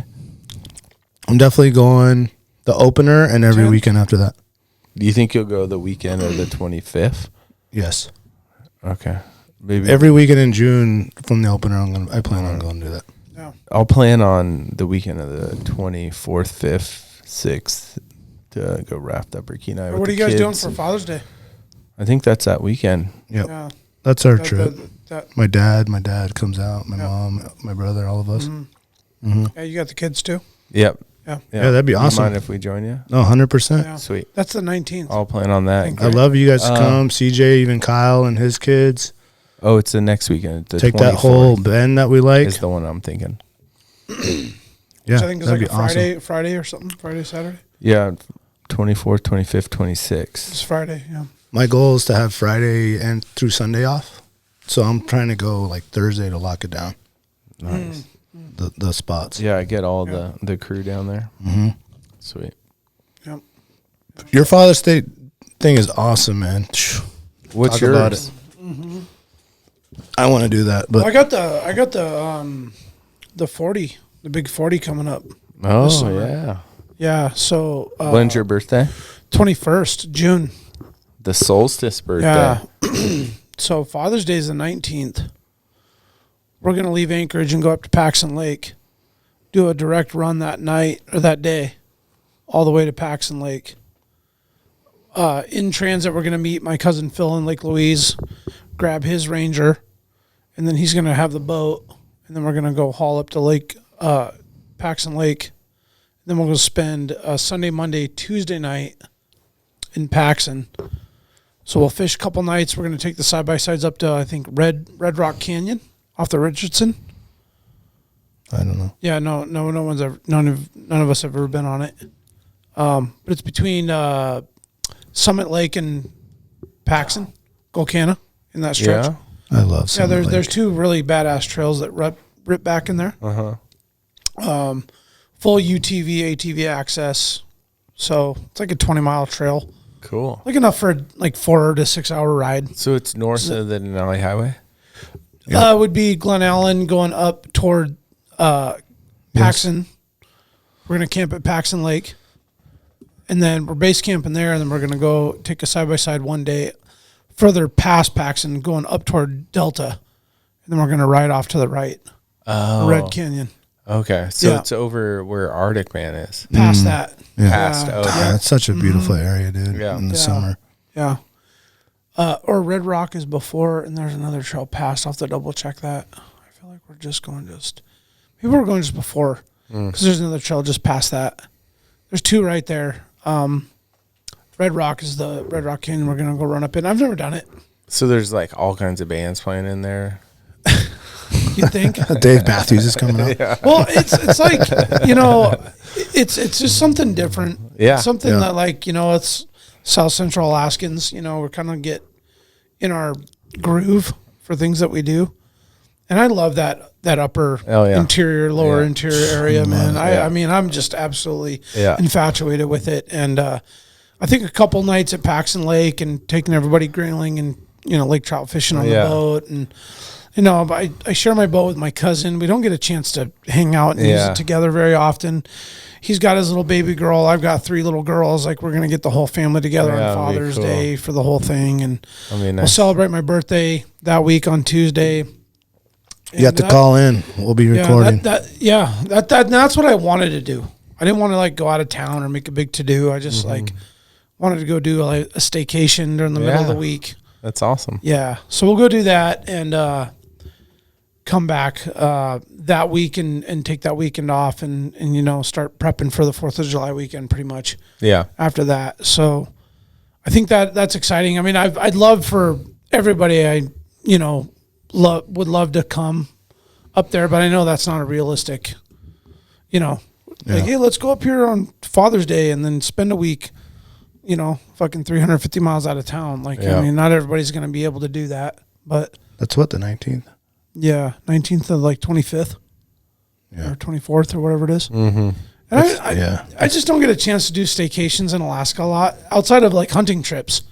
That's is that a staycation? For the boys. Yeah, I mean, it is, but it isn't, right? It's like a mission, I use all my vacation times for hunting. Yeah. So, I mean, this is the one thing I'm I'm not doing a hunting trip. It's a full blown. That'll be so fun. Your kids will remember that forever. Yeah, man. I mean, it's just I want to do something that's not on this stringent schedule. Yeah. Got to leave town at this time to get to this location at this time so I can launch the boat at this time. And, you're racing daylight or whatever it is that your mission is at hand. Mm-hmm. I just want to get there when we get there and then set up camp. I don't care if it's 9:00 at night and we're making noodle bowls at 10 and it don't matter. I just want to have it be this week of there's no check the watch and time for stuff. I just want to do it whenever we do it and then let it be just that kind of trip, which you just don't get that many of those, man. Those are nice. So that's the mission. That's awesome. That's the mission. But I love that. Mm-hmm. Does that run through June? It runs through June. I mean, there's more too. I mean, there's always, quick night runs out to the Deska to catch a fucking maybe an 8 to 11 bite. We should go do that. I want to do that with you guys. I'm not going to spend the night, man. That mosquito is just no. I didn't say spend the night. I just said go out there, get off work at 4, smash the willow, launch the boat, drop a line for 3 hours. Yeah, maybe pull a king out of there. And go home. Yeah, if you're home at 1:30, 2 o'clock in the morning. It kind of sucks, but so what? I'd be down with that. It's fun, man. Yeah, it's fun. My favorite Deska trips lately have been the 4 o'clock morning run. Oh yeah, on a Tuesday, and you're home at 1 p.m. It's so nice. That's ideal. Yeah, yeah. Well, you get used to those suicide runs, and dude, I have so many cool memories of suicide runs with Johnny Severson, and just leaving after work, getting home at 2, 3 in the morning, having to get up and work, but all the fish is still in the cooler, It's brutal, dude. Oh, it's brutal, but it's so fun. You're cleaning fish that night that you got back to work that morning. Yeah. It's actually that is my goal this year, and I'll repeat it because my goal this year with all the salmon is to teach Alexia and Mateo how to clean the fish. Because I've been in charge of it forever, and her dad would always do it for them and never let them do it.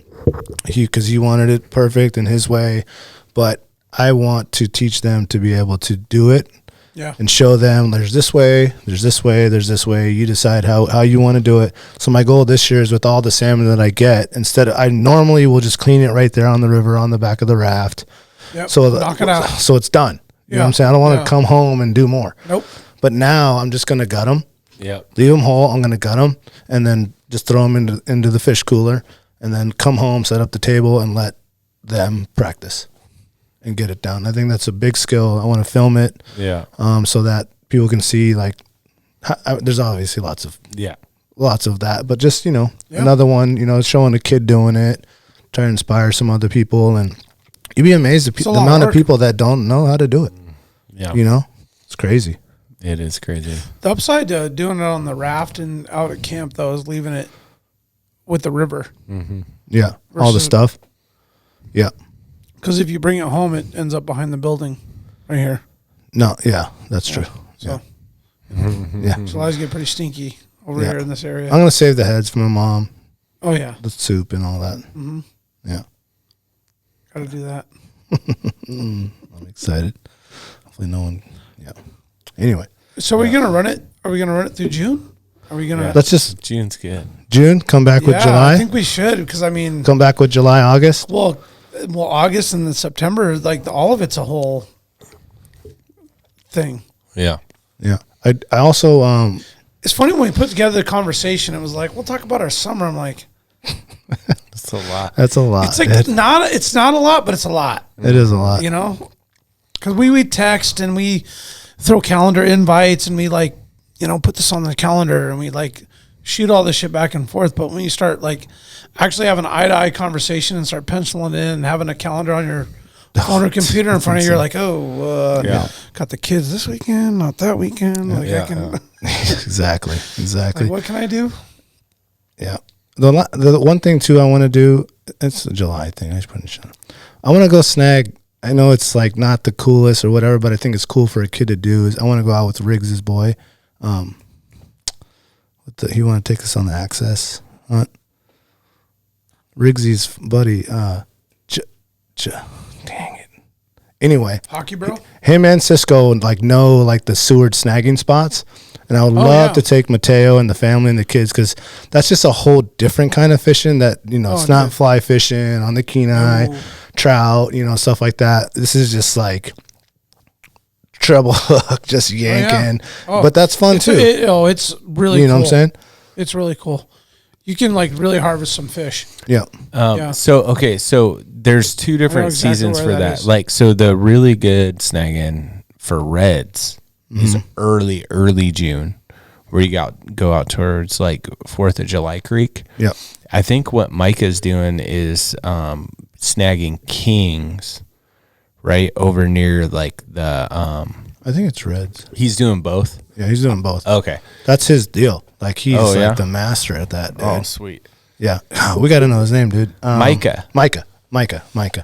Yeah, and he's always invited me, and Cisco's gone with his kid, and like I don't even have like the rod for that. Yeah. So hopefully the co-op can come through with the rod. I have the rods for that. I have it. Definitely have I have those rods. Okay. I've got the fucking not the mono, but the braided on the spin caster. Perfect. And I haven't camped in Seward since like I was in my 20s. Oh, really? Yeah, we used to do that all the time. Yeah. It's just so blown up now out there. I'd love to go out there and my favorite camp trip in Seward is this weekend probably. It's the Pink Cheeks Triathlon. And so you can go down there like no one's there. It's a fun triathlon. You can relay it and then lasher it and lasher it. Yeah, lasher it together. Oh, did you see the comment on the long ass section hiker? Yeah, long ass section hiker. Lasher. Yeah. Shout out to Sexton. Yeah, he's awesome. Yeah, anyway, that's a good trip for anyone looking for things to do. Yeah. Yeah, Memorial Weekend actually is like a really good kickoff for that. Really? Hot pro tip. Yeah. Okay. Some local There's just so much. pissed me for I literally had like 6 different people invite me to like different Memorial weekends, and I'm trying to do something different. Yeah. I know. It's like, crazy. I don't know, man. I'm kind of like, I miss going south. Yeah. I miss going south so bad, but I can't do it anymore. I want to go it's north just too more. much. Yeah. My goal is north June is like, south, it's July still north. Wintry. June south. The rest of the summer, I want to go north. I can tell you, north of Talkeetna, north of like Byers Creek, like Denali, it gets like, I mean, once you hit like Cantwell-ish, it's too wintry. Yeah. If you go even like Glen Clatina, Allen man. Even like Clatina, like I know that's mosquito heaven. Well, like Lake Louise isn't open. Yeah. It's still iced up. Yeah. You know, so sitting at Paxton Lake, all those are still iced up. Yeah. That's later season. Yeah. I mean, it's like the June is their spring.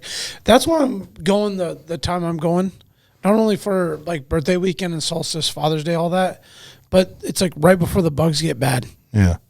You know, it's hopefully. like, no, I know it because I went there last year and I will have gone there later than I'm going this year. Did you see the new thing at Costco? The bug mosquito thing? No. You should go check it out. What do you mean?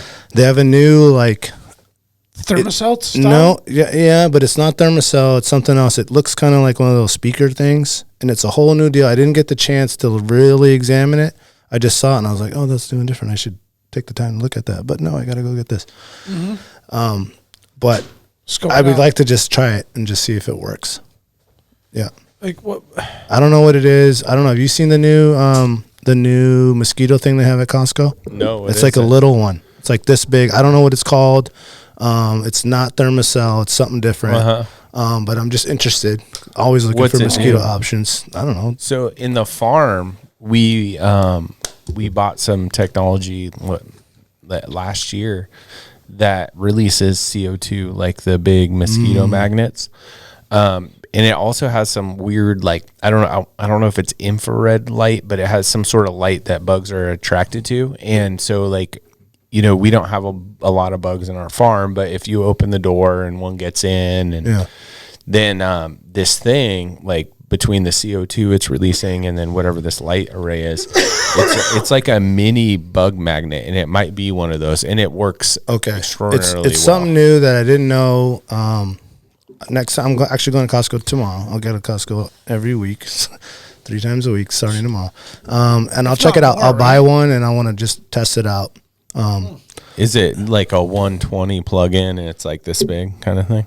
I don't know if I just walked by and saw like a bunch of people looking at it. And I was like, I'm not going to look at that right now. Yeah. Because the one we have, it's a 120, so we wouldn't be able to like use it at a camp. Oh, okay. You know? Yeah, I don't know if it's a plug-in or not. Yeah. But I wonder, you can't plug it into like a rechargeable? No, it's a 120, like a so it takes alternating current. Oh, okay. The one I just almost bought, as I was telling you my iPad issue deal. I was like, you know what if I just get, and dude, they got some awesome new ones, dude. They're like $250, but you can plug in the AC. Oh, nice. To it, dude. Yeah, dude, it's legit, dude. It's $250, but it like can do up to like 100 amps or whatever. Looks legit. I'll have to show you guys that thing. I was like, I might just get one just to like to have it. So last year I kind of got in that situation, and I bought that Costco, I think it's by DeWalt, but it's like a battery jumper that has enough amperage to start my boat. So I have it, but then it also has like AC adapter and USB. Yep, that's what this thing does. Yeah, so I have one of those, but it's like pretty legit. It's like almost the size of this. Oh shit! Okay. Yeah, mine's like jump pack. The size of 2. Like, no, it's like the size of this. I'm sure it's heavy as can be, but it has like the pictures, like the dude on his laptop. Plugged in with like a bunch of USBs and all the stuff. I was like, that's pretty cool. Yeah, that's cool. It's definitely not for hiking, but like for camping. Yeah, something like that. People will hike that in. Though. Yeah. Somebody will hike that in. Yeah, you. Well, people also hike in beer. So. I mean, 2 bottles of wine, is that what you said? Yeah, I mean, 2 bottles of wine. I don't hesitate. Anyone listening, if you are really interested in any of these trips that we've talked about, we are way more than open to set you on the right path to go do any of these trips. These aren't anything that's secret or any of that stuff. If you're new to Alaska and you want to come do that, shoot us a line on the email or on Instagram, Facebook, whatever, and we are more than willing to help kind of get you on the right foot, on the right path, the kind of the stuff you need to get out there and make some of this stuff happen. That's one thing that we pride ourselves in is getting back to people that have these questions for some of these things.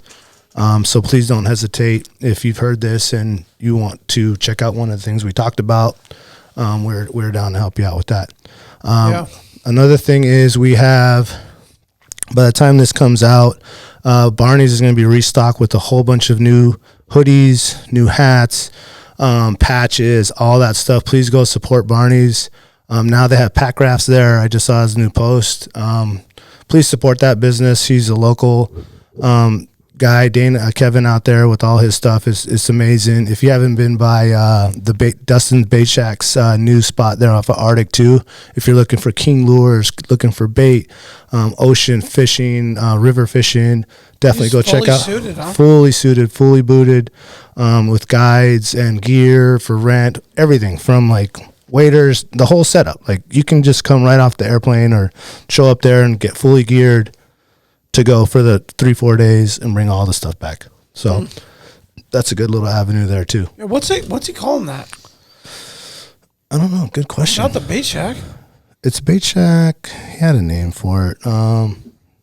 Is it open now? It is open now. He just opened it last week when they had kind of that. I forgot I what didn't mean they to call. put you on the spot. Yeah, man. I'm sorry. Sorry, Dustin. I forgot what it's called. Yeah. Anyways, there it's on Arctic. You just Google it or hit him up on Instagram. The Bait Shack. He has got the address and all that stuff.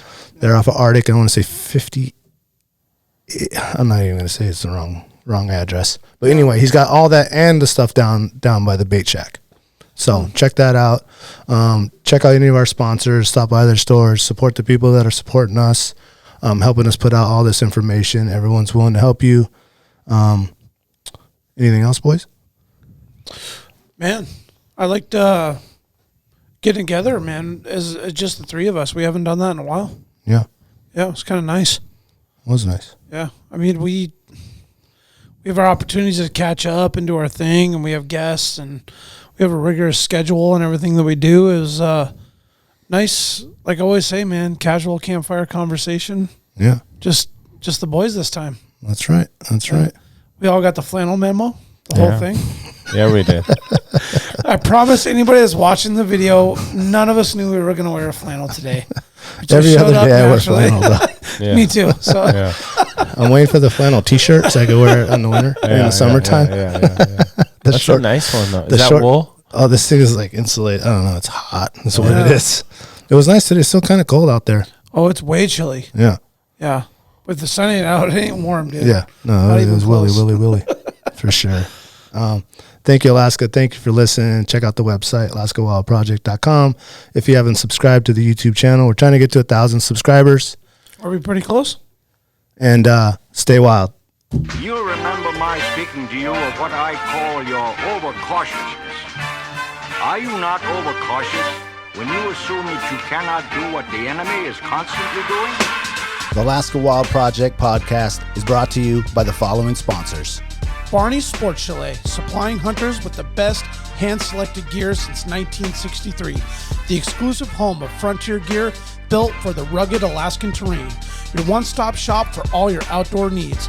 Visit Barney's today at 906 West Northern Lights. Arbor Digital, the forefront of digital assets, cryptocurrencies, and wealth management, providing a low-cost, research-based investment strategy for Alaskans looking to invest their hard-earned money. Visit acminc.com today to put your money to work.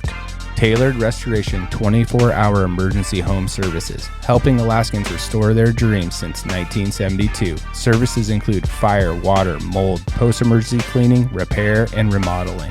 Give them a call in Anchorage, Eagle River, Matsu, or Fairbanks. Hit them up at tailoredrestorationalaska.com. Total Truck and Alaska Overlander, Alaska's premier supplier for custom automotive accessories and overlanding products, providing all-inclusive rental vehicles and trailers custom outfitted to explore the Alaskan backcountry with a unique and convenient traveling experience.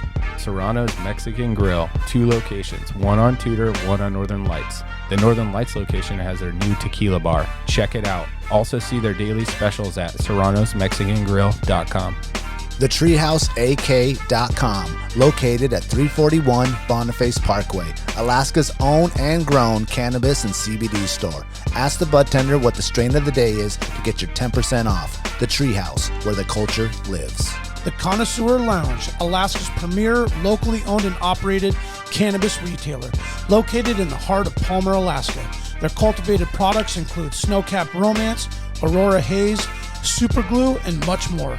Find them at theconnoisseurlounge.net. AKO Farms, located in Sitka, Alaska, built from the ground up with concentrates as their single motivation, with exclusive products such as their sugar wax, full spectrum diamond sauce carts, and more. Ask your local bud tender about AKO. Marijuana has intoxicating effects and may be habit-forming and addictive. Marijuana impairs concentration, coordination, and judgment. Do not operate a vehicle or machinery under the influence. There are health risks associated with consumption of marijuana. For the use of only by adults 21 and older. Keep out of the reach of children, and marijuana should not be used by women who are pregnant or breastfeeding. The Bait Shack, located on Ship Creek upstream of the bridge. Can't miss the bright red shack. They are the go-to fishing gear rental and guide service on Ship Creek. Tight lines and fish on. Come hook into the action with them. Hit them up at thebaitshackak.com. Anchortown Dogs, located on 4th Avenue across from the old 4th Avenue Theater. Look for the blue and gold umbrella. From reindeer dogs to bomb euros, they've got you covered. Anchortown Dogs, your local gourmet hot dog and sausage cart. Crude Magazine, Alaska-based media outlet using the last frontier as a springboard to discover larger truths about the cultures of our great state. Read more at crudemag.com. Lawn Pro AK, Alaska's year-round professional property maintenance team. Services include snow and ice management, weekly lawn care, and more. Get your free estimate today at lawnproak.com. Double Shovel Cider Company, located off of Arctic and 58th, handcrafted Alaskan-made colonial ciders. They also have a tap room downtown on the corner of 5th and E. Stop by today and taste an award-winning cider. Lady with a Plan, your own Alaska event planner. From scouting the perfect location to planning the tiniest details, specializing in event management and production for intimate social gatherings. Find Lady with a Plan on Instagram. Should you not claim to be at least his equal in prowess and act upon the claim? I say try. If we never try, we shall never succeed. This proposition is a simple truth, and it's too important to be lost sight of for a moment. If we cannot beat the enemy where he now is, we never can. It is all easy if our troops march as well as the enemy, and it is unmanly to say they cannot do it.